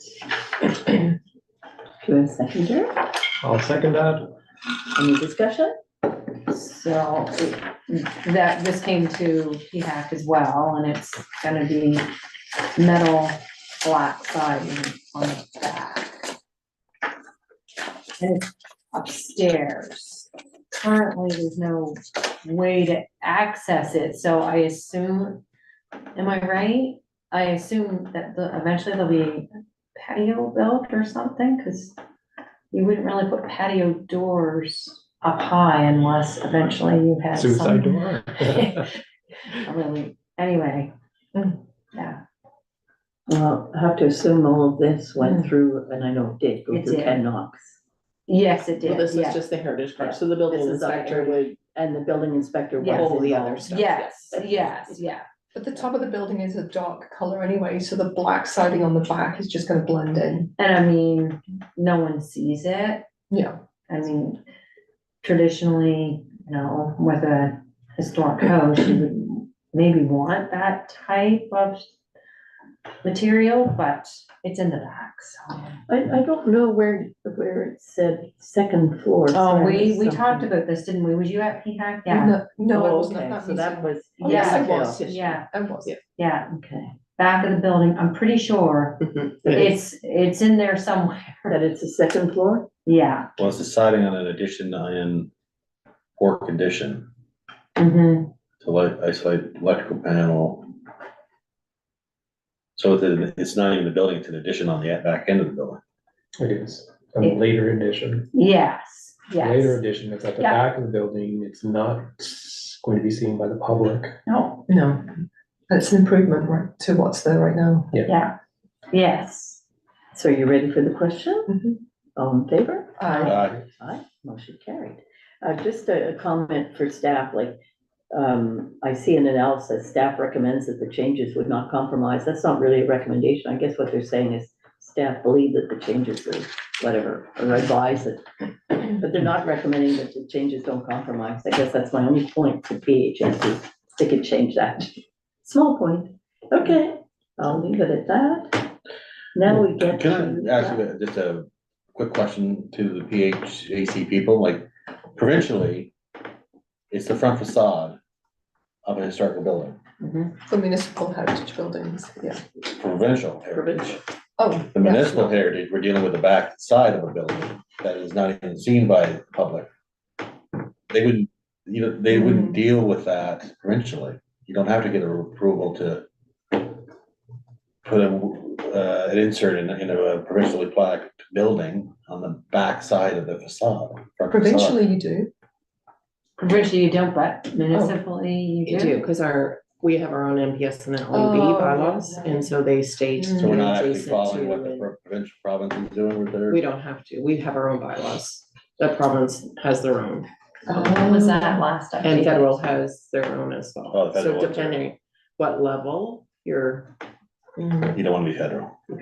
whatever level Our you're plaqued provincial, at. our municipal bylaws don't Are refer more to the strict. provincial. More strict.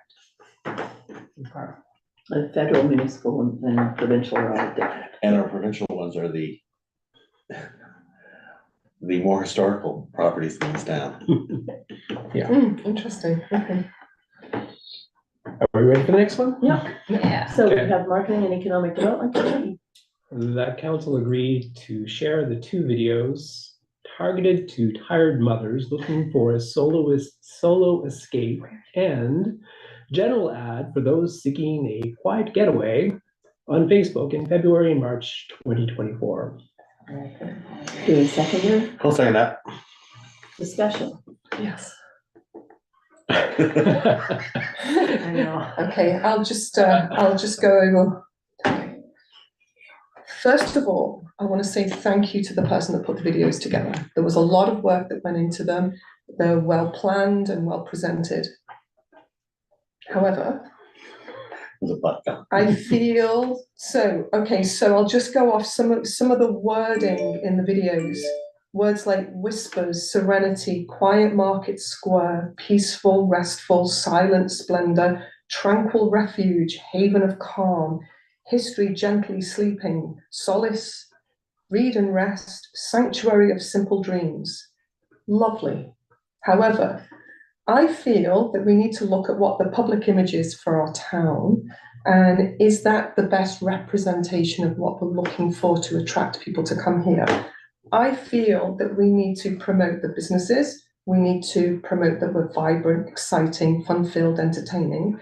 We do have businesses open through the year. We have theatre, we have live theatre, we have cinema, we have shops, restaurants, we have hiking trails, perfect for snowshoeing, cross-country skiing. We have winter activities.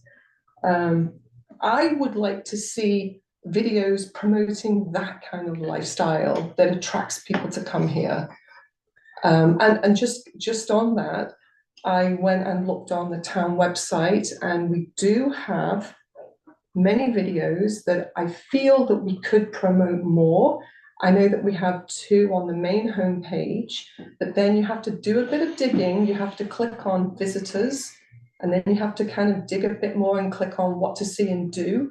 And then there's a drop-down box, and then it goes into video gallery, which then opens up all of the big videos that we've had done for our town, Annapolis Royal, where you want to visit, Annapolis Royal, where you want to live. So those videos I would like to see promoted more on our Facebook page, instead of just being kind of buried in our website, or even brought to the front of the website homepage. So a gallery on the homepage, button click, all the videos open up. So that's my take on it. So just to respond to some of that, a lot of that was discussed. These 2 videos are kind of based on the off season, not, you know, when we're in the middle of summer and everybody's here and everybody, you know, there's this, it's a totally different experience in Annapolis in July and August than what you're going to get in January, February, or February, March. So the thought was, you know, do we try to bring in some of the businesses that are open? That was discussed as well, and it was kind of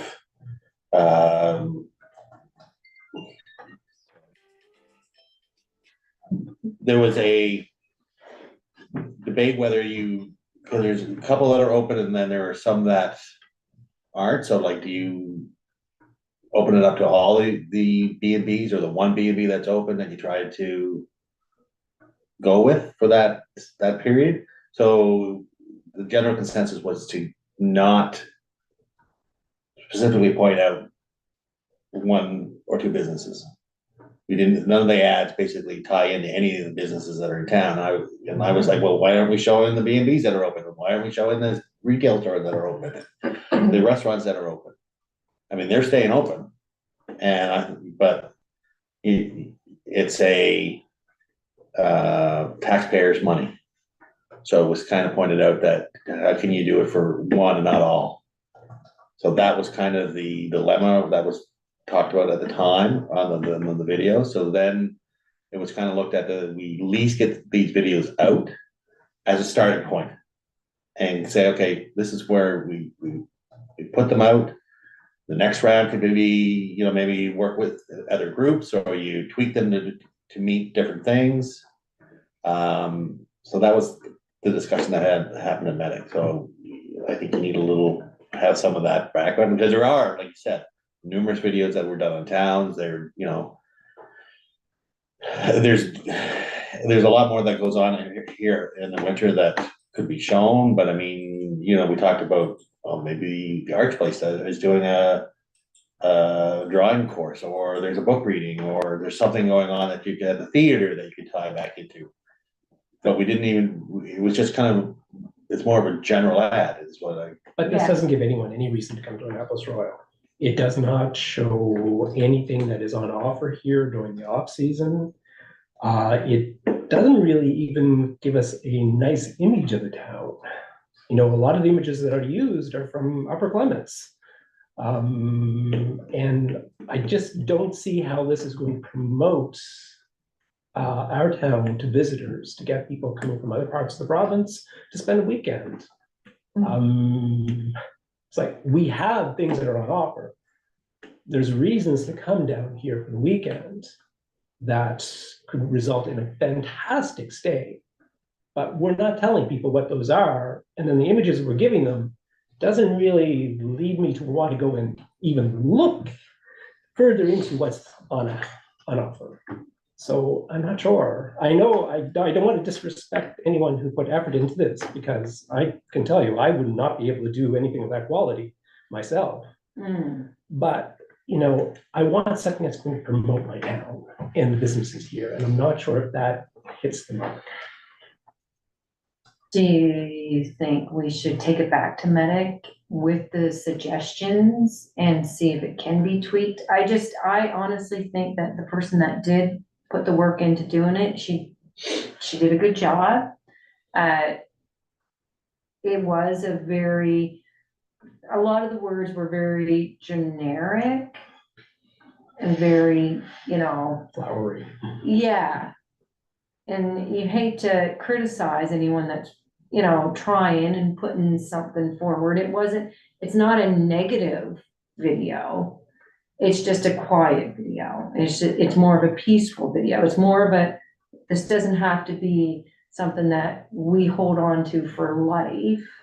It's just something to put out there on Facebook, and I don't think it's harmful to the town. We don't have anything out there at the moment, which You is know what I one mean? thing. I don't think it's, But Paul has made a point but is where this we better? do have videos that are maybe Then more we should- professionally done that we could But they're not put as winter a new videos. post Are to Facebook. They're not winter video? They're not winter side. Like, if you're gonna put you know, one of summer events and summer activity, there's no point in putting that out in January. To try to attract somebody to January when this has nothing to do with what's here. I personally think we should work a little, maybe more closer with who's open, but you know, and yes, I know that everybody pays into the tax funds to do it, but if you're open, Lisa, you're part of the attraction to come. You're the inn that's open, you're the restaurant that's open, you know, you're here. No surprise, it's what you can come it's what's see. available. And if you highlight even a few businesses, if you get someone here, that doesn't mean they're just going to go to those particular businesses, whatever's open. There's only one B&B open.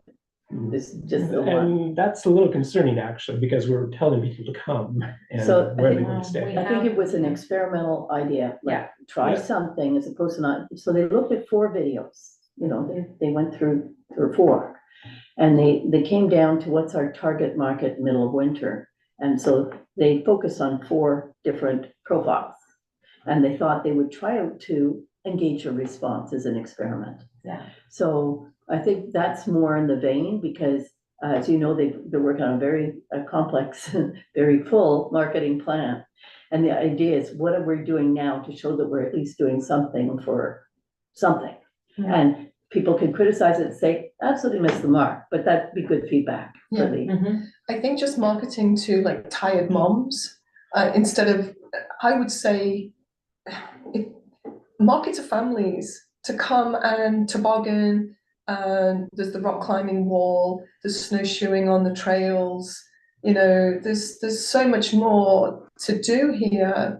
I just think it would be counterproductive to put a video out that doesn't, I feel, wouldn't attract people to the town.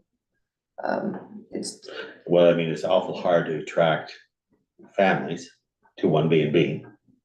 but they can come up for the day. Well, it's a different thing, right? Hotel just There's a outside of town. motel. Yeah, The Royal Inn. motel, yeah. Yeah. That's open year round. There are options Mhm. that are not in the borders. Hmm. I don't know if it reflects well on the town.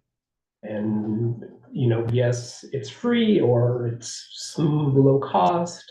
Let's just throw it up there because we have the material, but if it doesn't reflect well upon us, then that's could be counterproductive. Yeah. It gives people a reason not to come. Well, I don't quite agree with that in the sense that they're not coming. We're not, you know, we would mean like we don't have anything to attract them now, nothing.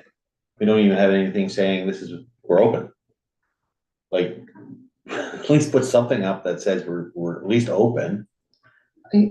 Sorry, are you just focusing on the Facebook page? Well, that's all the That's business is all it going. is. That's Then all it could be is. just a beautiful photo of, from the boardwalk with a snowscape with, Yeah, it doesn't have to be a video. A photo will do Yeah. the same job and be far easier. yeah. So are we ready for the question?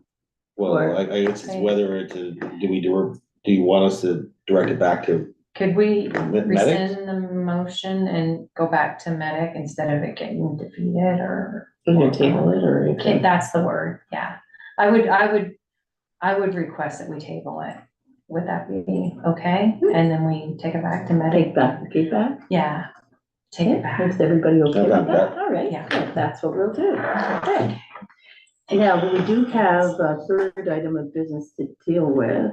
It's not, is it here? So the motion The 20? to, for Yes. medic For medic, yeah. is on your sheet, I I think. can Yeah. make that council continues with the twinning process. I'll second that. Thank you. You're welcome. Any discussion? Well, it Are we just gonna sounds send- like a very fast motion, but we had Yeah. a meeting about it last night. 2 hours. Yeah. 2 hour long meeting. Yeah. There was a lot of discussion on Make this sure one. everybody's It aware of does, that. yeah, not much detail there, so, No, yeah, we are gonna definitely continue with,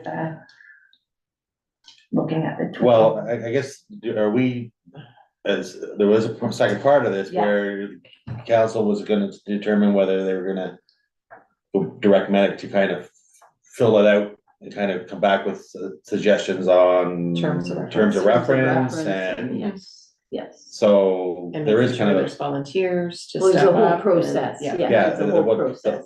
So this is just kind of letting people know that we are Mhm. working forward There's on value the in it, twinning yes. and we just aren't sure of what it's gonna look like yet. hopefully we should have it by May. Yes. That's the plan. Okay, so we're just gonna approve this as stated.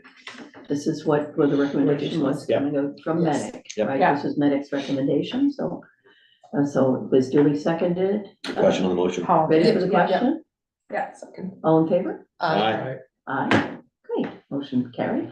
Now, associated with that is, we've got the request from, France, or the, proposal of 2 dates for a delegation to go from the town in 2025.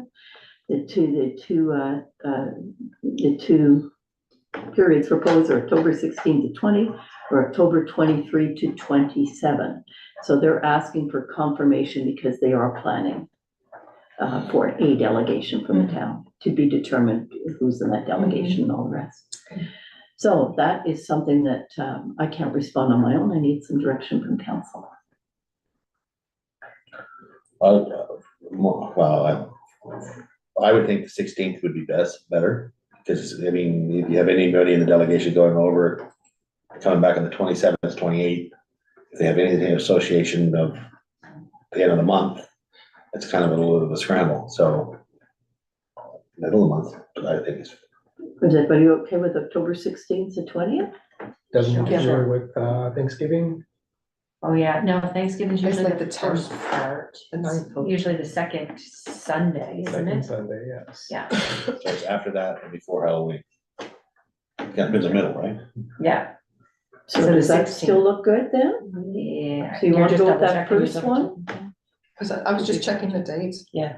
Okay, Just see when Thanksgiving is. just- And we should have a motion so that this is duly recorded and so that I can respond to the mayor.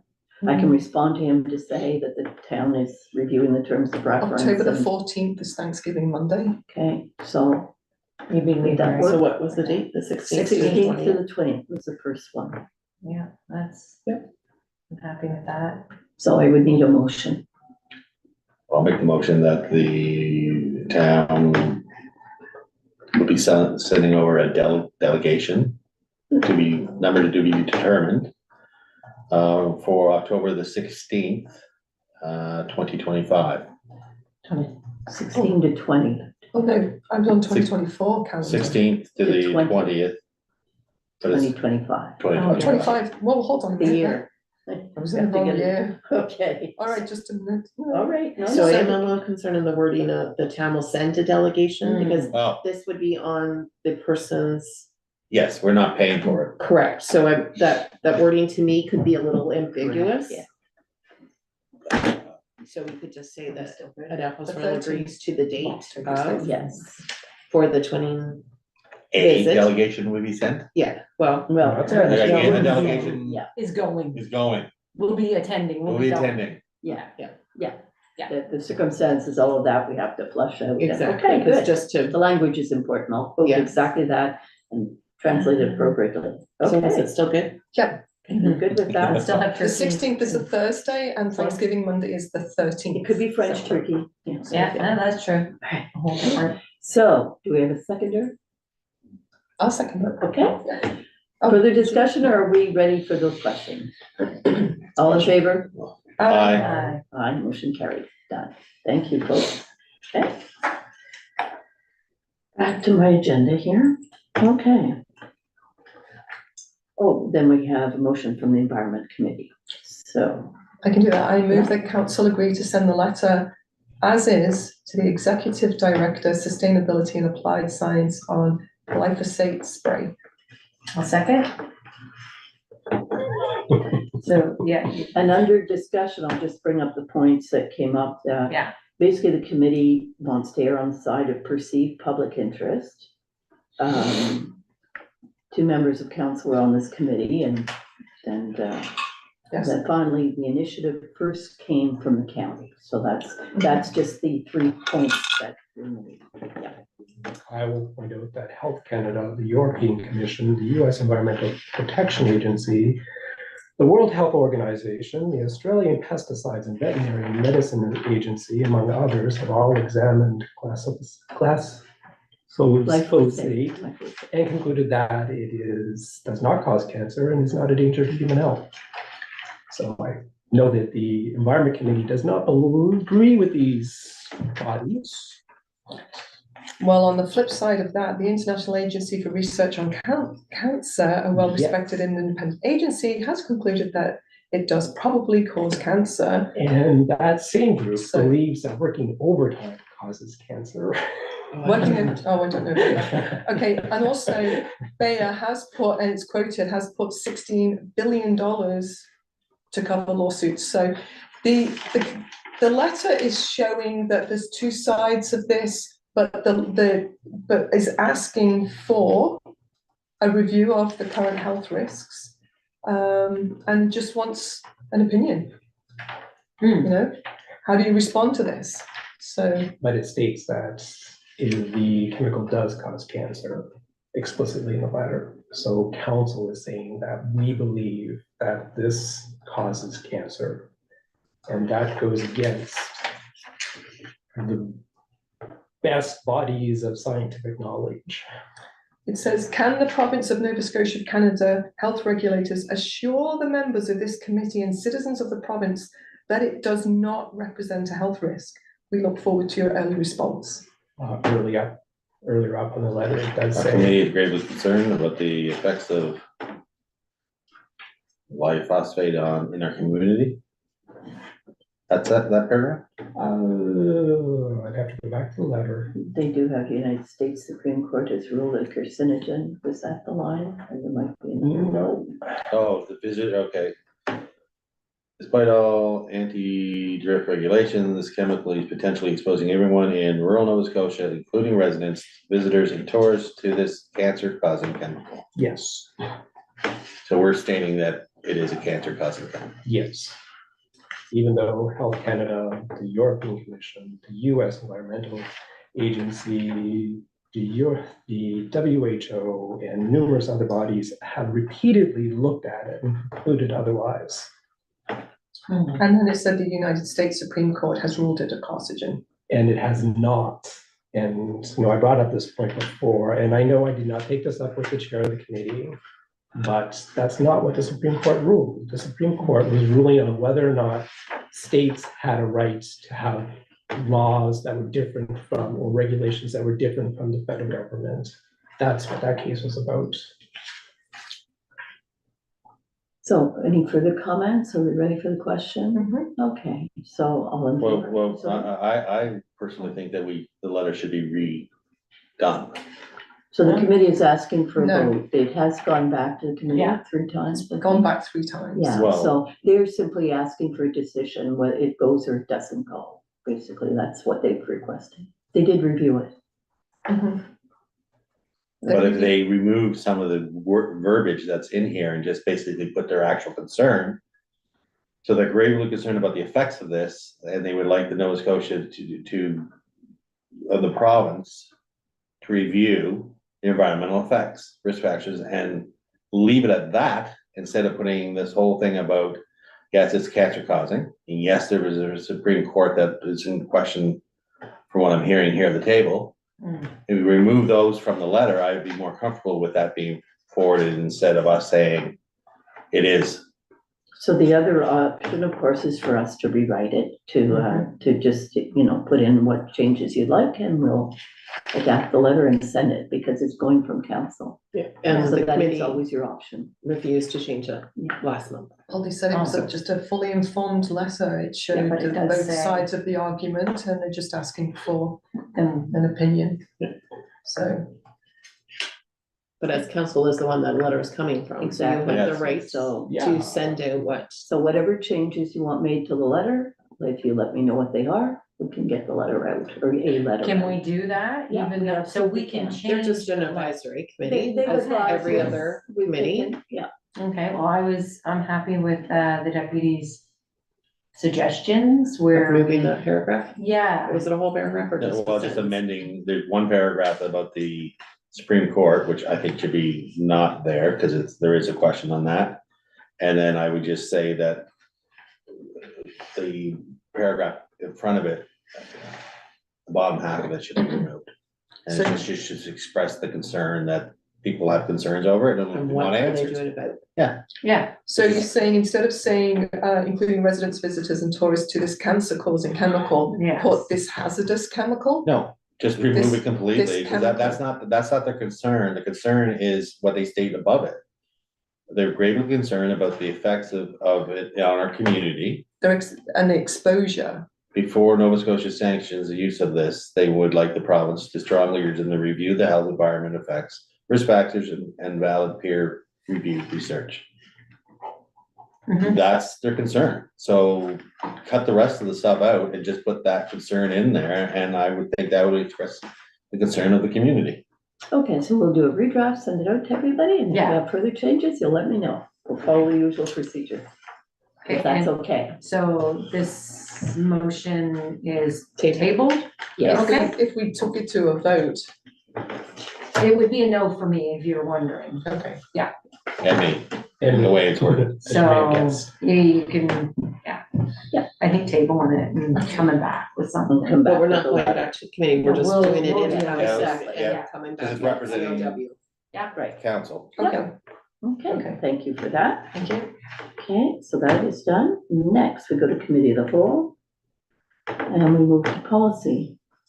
And the only change in the Environment Advisory Committee policy is the maximum number of members. So you Yeah. have that before you. Do you have a motion? I will move that council agree to update the Environment Advisory Committee policy number 2024-02 dated January 2024. And do we have a seconder? I will second that. Any discussion? Ready for the question? All in favor? Aye. Aye, motion carried. Thank you. And next we have bylaw, and the only change in this is the move to quarterly meetings. And I think the reading of the bylaw in section 6 should say the board holds meetings quarterly. It says every quarterly. So, do we have a mover for first reading of the bylaw? I will do that. And do we have a seconder? Do you want me to read it? Yes, please. Okay. That council set the Board of Police Commissioners bylaw public meeting to be held, moving up. That council approved the first reading of the Board of Police Commissioners bylaw dated January 2024. Second that. Thank you. All in favor? Aye. Aye, motion carried. Thank you very much. Next, you have my report. Nope. No, I'll read the motion. I'm sorry, no, we have another piece of policy, my mistake. The council set the Board of Police Commissioners bylaw public meeting to be held on February 21st, 2024 at 6 P M. Second. All in favor? Is that just a change to the time? Yeah, it Is that was like at that? 5 before. Oh, now it was it's at 5 6, and now it's at 6. because we'll just do it with council. Yeah, because it will only take a minute. Yeah. Oh, yeah, that's right. Yeah, we just had it in. Yeah. Ready for the question? Aye. All in favor? Aye. Aye. Aye, motion carried. Thank you for that. And then we have motion 4. Do you have a mover for that? Yeah, I move the council repeal the current town real estate transaction policy 2003-07 dated November the 17th, 2003. I'll second. Further discussion? No, I don't know. Ready for the, yeah? Oh, yeah, we went, it's that same one. from- So we're ready for the question? Yes. All in favor? Aye. Aye. Aye. Motion carried. Now we get to reports. Sorry about that, folks. I'm reading from the wrong thing.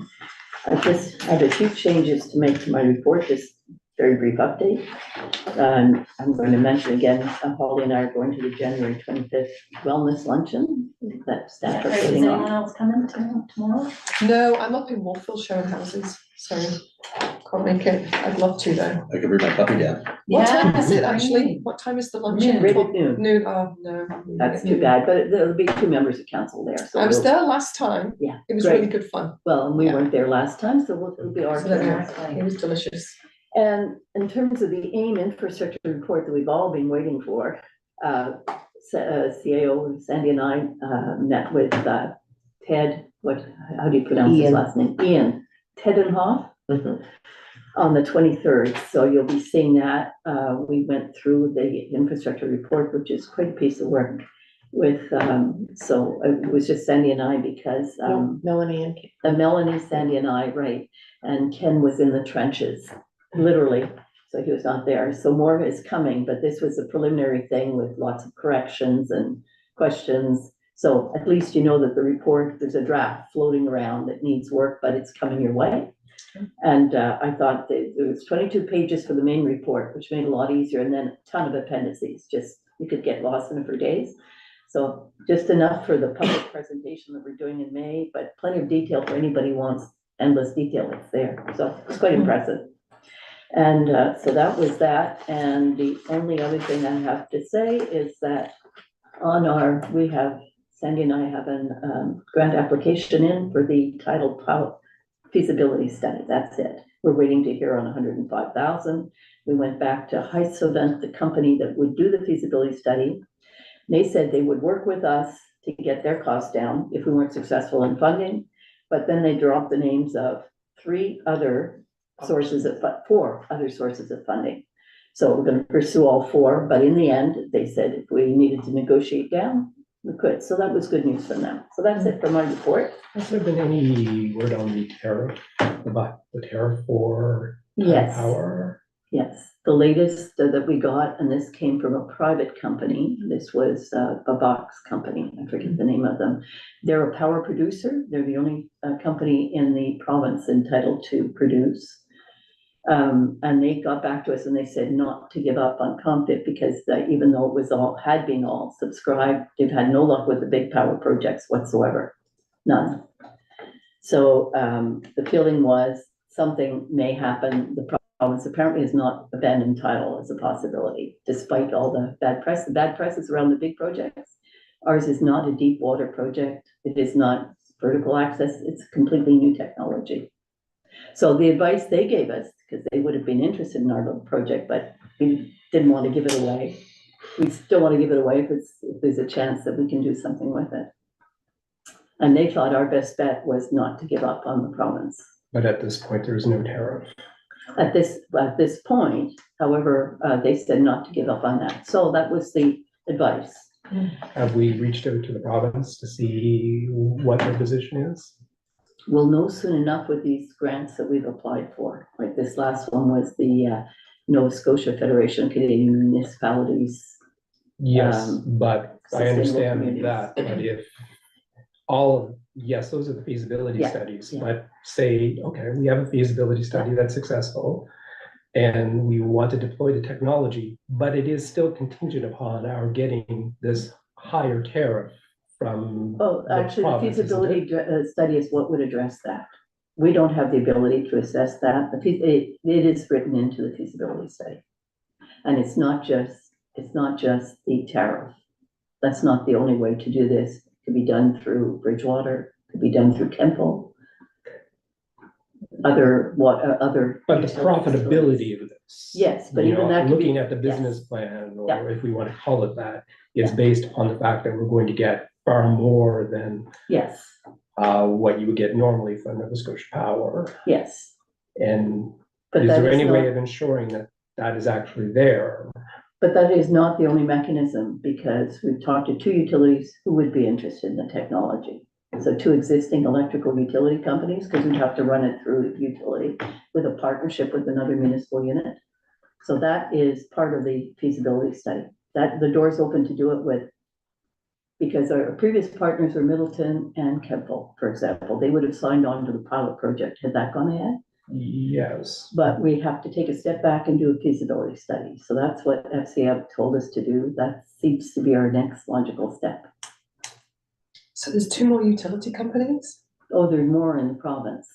Right. So we could partner, we could take our project to any number of utilities, if that would make sense. We take could, it to but Berwick. the question is, the idea is this is gonna generate so much money for us, and not because, you know, Nova Scotia Power pays however many cents a kilowatt hour. It's because the government is going to subsidize that so that we get far more than what the power is really worth. But that is not the only scenario. That is one, but the other idea is you're producing, we're gonna satisfy our GHG targets. But the idea for the town is we want to do something that'll make money for us, that'll result in either that we can send out electrical bills or something. But that is what the feasibility study is supposed to resolve. The feasibility study, we've got the report in, it's 132,260. Right now, we're just trying to find the means to pay for it, but FCM strongly recommended a third-party feasibility study, so we're following that. I'm missing something here, but okay. I can give you lots of reading material on it. Well, I'm more interested in how this is going to pay. Yeah. Has it Yes. has it been tested on a large scale yet? No, it's being tested at the Dalhousie Aquatron at Right. Memorial University. Dr. Sue Malloy is the engineer in charge. She's affiliated with Dalhousie University. She's been with the project since the beginning. She's on our project team, Okay. and she runs her own, energy related businesses. How do we know it's going to work when Well, it's scaled up? We don't. Okay. And what FCM said was they said it's a highly unique project, so it met all the criteria, but they required a third-party feasibility study. So they would not go ahead with the pilot without a feasibility study, without somebody taking a serious look at it on the finance, economic, permitting, everything. So that is basically, we've done as much as we can. Right. So will the feasibility study show if it actually works? Well, it'll. Not if The technology itself? No, because the pilot is a 2-year pilot, which would demonstrate if it works. But to get to the pilot project, that's what I mean. So we Right. had to back up. We Yeah. were ready. We'd applied for the pilot project under FCM. Mhm. And the letter that came back said, yeah, you've got a unique project. It fits all the criteria, Yeah. but we require a third-party study. Yeah. Okay. So that's what we've been chasing down. We said, okay, we backed up and Mhm. we've been chasing the money just to get it done. Yeah. So this all came about when I was a councillor way back, and I remember this was presented to us, Bill Crosby. Yeah.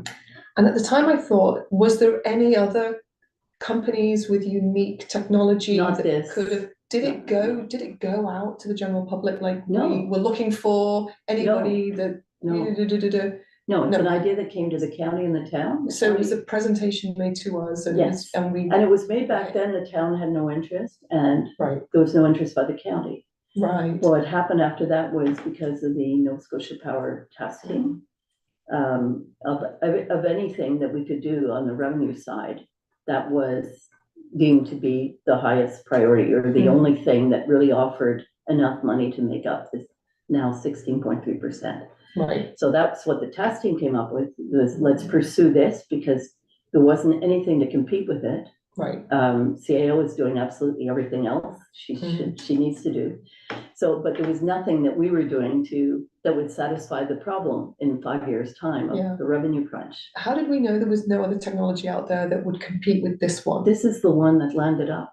on us. Yeah. The opportunity. Did we explore other options? I'm just throwing it out there. You know what? No, Yeah, this one no. came, Yeah. came in the door and we ran with it. Mhm. And so far, it's taken staff time, my time. Yeah, yeah. But right now, it's the only thing out there that we're aware of. If we could chase something else down, great.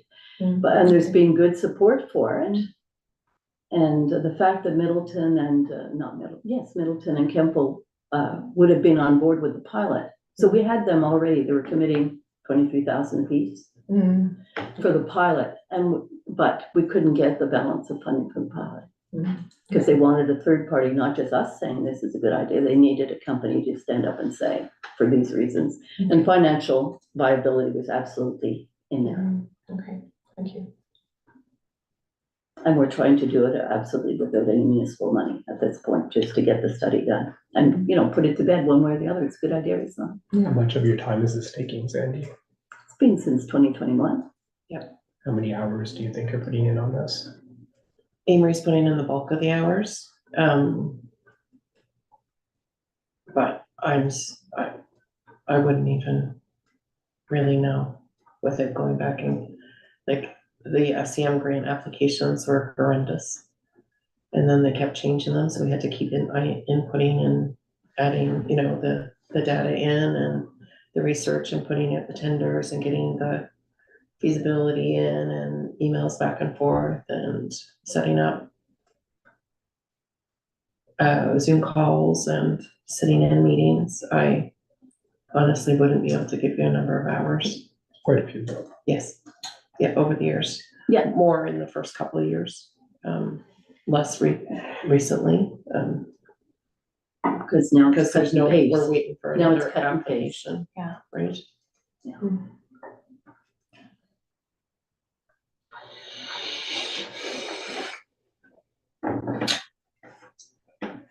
So any more on that? Okay. Okay, thank you. And down to the CIO's report next. So, on top of my report, yesterday I attended a homelessness meeting in the town of Berwick with all the other Valley CAOs. Trying to figure out, is a growing issue. Middleton is having a hard time going with it, so we were trying to share different, resources and kind of what they're doing. I think we're fortunate so far that we do not have, as far as I know, any homelessness in the town. But we also don't have any of the facilities to accommodate them if we did. So there was the big talk that mostly it would be not the Kings County or Annapolis County, because people that are homeless would live in towns and that's where they need to be for the infrastructure or the bus routes or whatever. Looks like the province is starting to try and push this down to a municipal responsibility, which is a huge concern because obviously we already have enough things that we have to look after, without adding that on to our table. And then, of course, I've got the tenders out for gardening services and the cleaning contract for the town. Okay. That's good. On the homeless meeting, previous comments that I heard was that it was more in the county than in the towns. Is that not, that has changed? That is not the case? So there was no representation from Annapolis County yesterday, Oh, but Kings County was there. yes. And they didn't have numbers specific because they don't get down in the weeds like the town of Middleton and the town of Berwick do. So I think from, if I recall, the town of Berwick knows of at least 8 families, people that are homeless living in tents or cars. And Middleton definitely has 3, and they have concerns on, they have set up a porta potty in the park for people to use, but they are only gonna fund that for 1 month, and then hopefully churches and other people will step up and help. They're concerned people are plugging in to the town hall and they're worried about fires, of course, because of the recent fire in the tent, and then, you know, the liability issue comes up if we're, you know, giving power to people and they're plugging in units that shouldn't be plugged in and overloaded, and something happens, who's liable? And so there was quite a long discussion. And there's, yeah. And we don't know what There's we're gonna been. And because the issue was if one town started to do something Well, then they, and started to get the tents and the sleeping bags and the things that Halifax does, then if, let's say, the town of Middleton starts that process, then the homeless people from Berwick will probably go hang out in Middleton for the free stuff, and then you don't want so it's kind of hard, we're trying to get a valley kind of connection of what we all agree to do for homelessness, so that it's equal across the board for all of us. But well, the I'm last not discussion sure brought us that some interesting points with regards to Halifax. You have to register to get the support. Yeah. But if you register as homeless and you have family, the family can be removed. So you have families that aren't registering to get the support Because they or they have children and so forth. And the estimates of the numbers in Halifax is only 10% register. Yeah, and they figured the numbers are gonna double next year across the province, and that many people that are homeless do have jobs, and that the education needs to be put out there on the homelessness.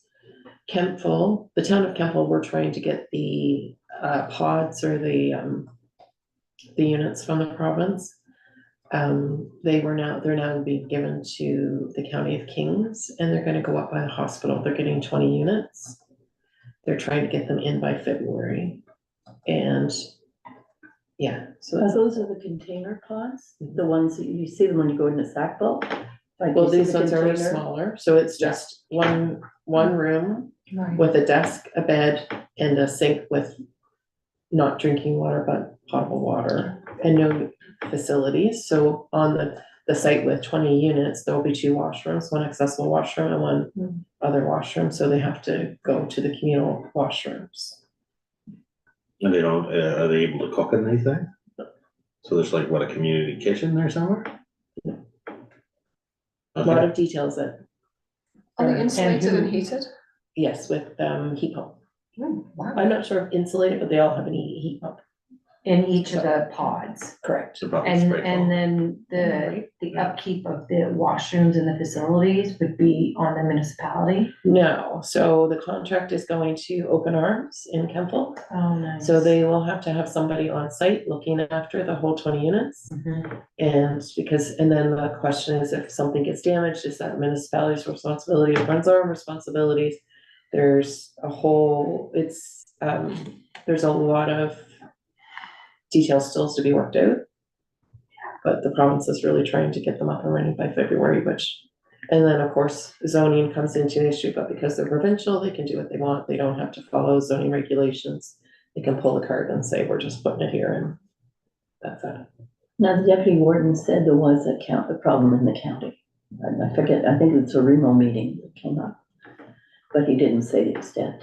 Yeah, and this is all news that came to them on Friday of last week, that this is what they were getting, so. That's very scary. So this was a meeting with the CAOs, right? Just, yes. Is it something that we should be discussing or having on our horizon? I think it's something that we should continue to work, with Like the Plan group, for right? or something, or?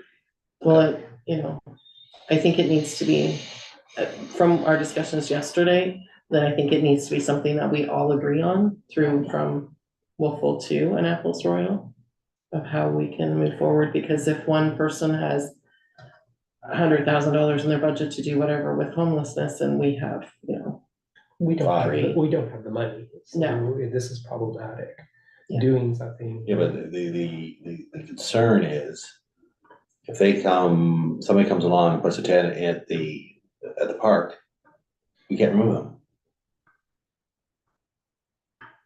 It's public land, Mhm. so you can't pull them off.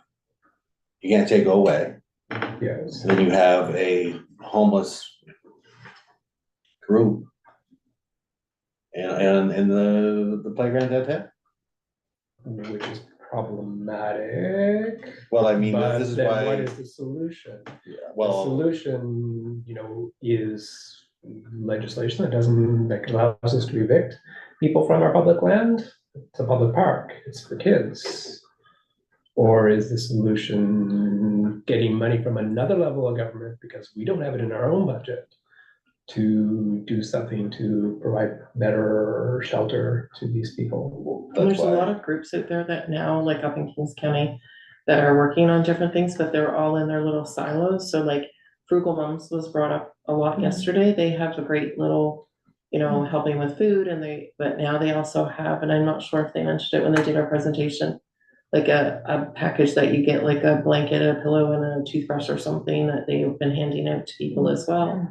And then there's the churches, some churches are doing meals. So in Middleton, for example, one church is doing a meal every Wednesday.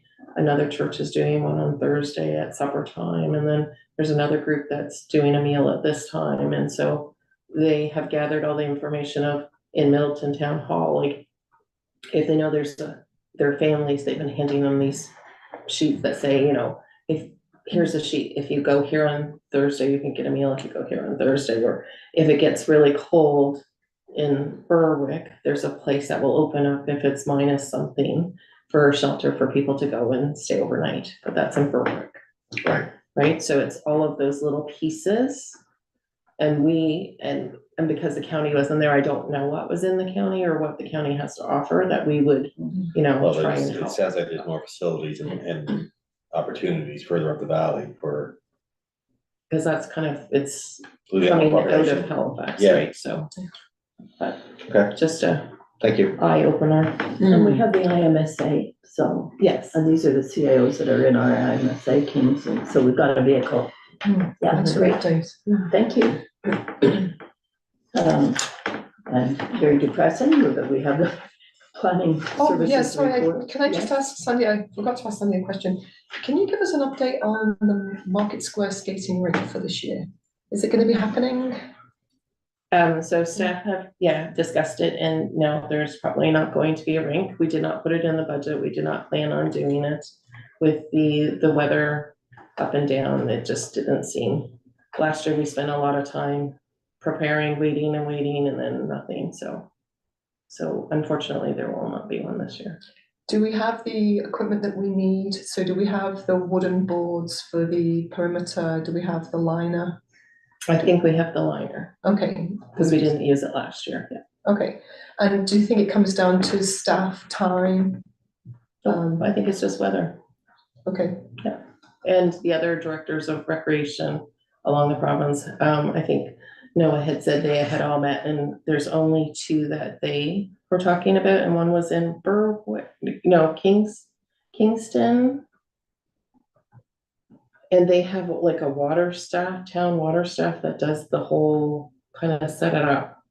Mm. Yeah, so that was in Kingston. The only outdoor rink, yeah. And HRM has given up on all their ponds. They don't even check. I don't know if you heard the news lately, but HRM is saving $23,000 by just not checking the ponds for the level of ice this year. Because outdoor skiing is, They still coming have to an the end. oval? Do they do? they still do the oh, the oval, oval yeah. is different. Yeah. That What is has that? refrigeration Manned under and, the yeah, they ice. have Zavoni cleaning Oh, and yeah. everything, right? Yeah. That's free space. That's like, It's a little late in the season, I would think. Yeah. At this point. You got like maybe a month, if you're lucky, Oh, if you're gonna have if the we're weather to lucky. hold for a month. Okay, our weather is so. I just know some families have been asking, so it was nice to get an update. Thank you. Great, So everybody's seen the planning report?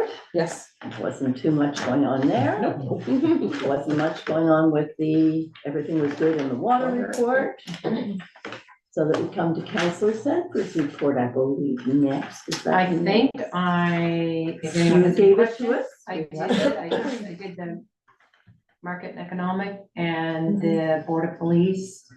And I see I'm on there for planning and heritage, and we didn't really do a report because we do such an in-depth, You had 2 applications, yeah. so I don't have anything else that I can think of that come up. At planning and Okay, well, heritage. thank you for that.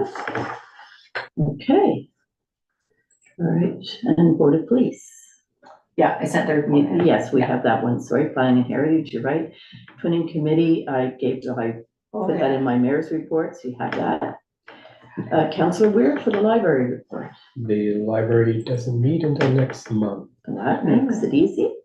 But I did send a letter and that was acknowledged. I think, did I CC'd you too as well, Paul, right?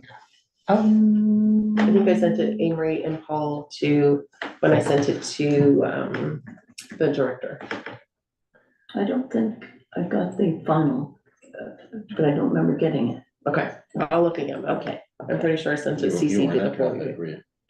No, it wasn't. All right, so traffic is over to you then? I was trying to think, well, there wasn't anything in, Are you? We talked about parades. parades. Yes. Yeah. And just a FYI, we are meeting Natal Day tomorrow, 6 o'clock. Well, I If think, anybody wants to come and talk about that, you're more than welcome to join. We're gone to the working group. Oh, that's tomorrow. right, you Yeah. guys are, Yeah, okay. I am. but I think it's, Maybe you could two- invite Mark. the two group. Kane. Well, I'm assuming that he was already invited, but Oh, was he? But maybe just make sure. Yeah, I'll put it out there. there's, so, but it Yes. kind of knows on the parade aspect, Mhm. there's a lot of costs that have been shown, like the policing cost to run Natal Day Parade on the route that it's on is very expensive, because we have to bring in extra officers, they have to close out certain sections because of the route. Mhm. So, and it's the same thing with every parade that comes into town, like we're absorbing thousands of dollars on each parade, which was quite surprising. So that's why further discussion is gonna be done on that. That was all. Okay, so something will be coming on that. Yeah. Oh, everything costs, doesn't it? Well, Yep. it was shocking. Okay. Our IMSA meeting is happening tomorrow and we're carpooling the deputy, no? No, we had it last Oh, Wednesday. that, I'm messing it up. IMSA board, yes, I reported on it, it's in my mayor's report. We talked about the Valley Lakes and I'm Kings losing transit it. budgets. Yes, that's all done. Now, Environment Advisory Committee, Councillor Jumped over. Hopking, and she's gave us our report. Michael did it. Okay, that's fine. Yes, so Environment Advisory Committee, you've got the pool We have board it, yeah. committee, but I just wanted to just jump in with the pool and say that obviously they've done the big public announcement for the temporary closure, and the question and answer section that they did was really good, because a lot of people were asking questions. And the board is actually meeting this evening, so I'll get more of an update of what you talked about for you for the next meeting. And just a quick update, obviously you've seen the article in the newspaper that was really well done, bringing attention to the pool project. We met, the board and myself met with MLA Carmen Kerr last week, and the board has met with local volunteers and facility experts to discuss the quotes that are coming in for the replacement of the pool liner. And you've all been invited to the meeting on February the 1st. It's going to be at the Hub, and that's going to be for special guests, previous board members, and other key members in the community who may be able to offer guidance and assistance. So that's on February the 1st, and you've received your invitation. That's at 6 o'clock. And then the big public meeting at large is going to be held on February the 8th. It's going to be at the Legion because they're expecting a large attendance, and that will be at 6 o'clock. And that will be to talk about the pool project. So I hope to see as many people there as possible. Thank you. Yeah, you're welcome. Was there anything on the condo board? Yeah, okay, so the condo board, they met on the 16th of January for the start of their budget discussions. And we also met last night for a regular monthly meeting.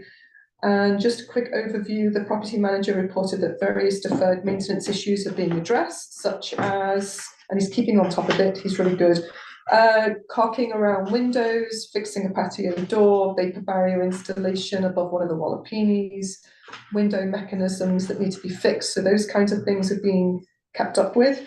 And general upkeep and cleaning of the halls and stairways will increase, such as vacuuming, because there's mud and salt being trampled in. So they're really kind of keeping on top of the maintenance of the building. And Have they ever fixed our windows in the, no, we did talk about that. So what they're going to do is, they've done an assessment of all the windows in the condo, and then I had mentioned this the second time I mentioned last night. Well, what about that leaking window in the Degas room, the left side one?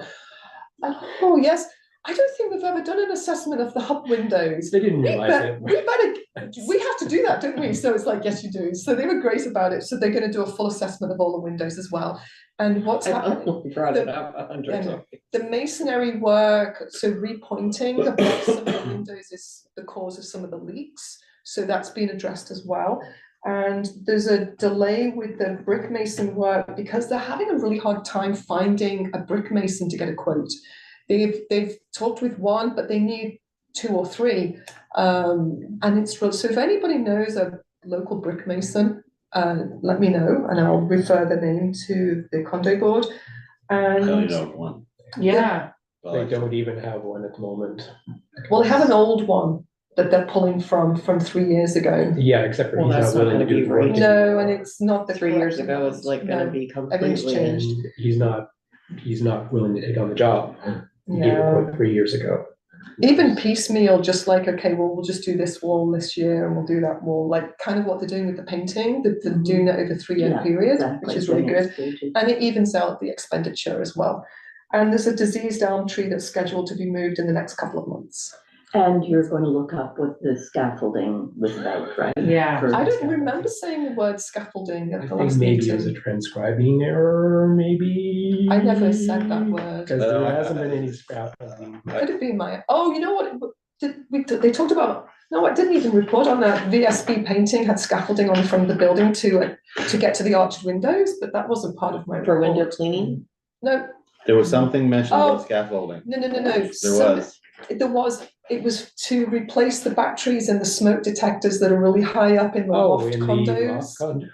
And there was some mention of Oh, somebody had yes, scaffolding yes. and they could use it. They training at Valley Waste, That's it. that Did was you it. mention it? Yes, That's what that it they is. had, they're training somebody on, could we use that equipment? The answer came back, okay, so we'll fix the minutes.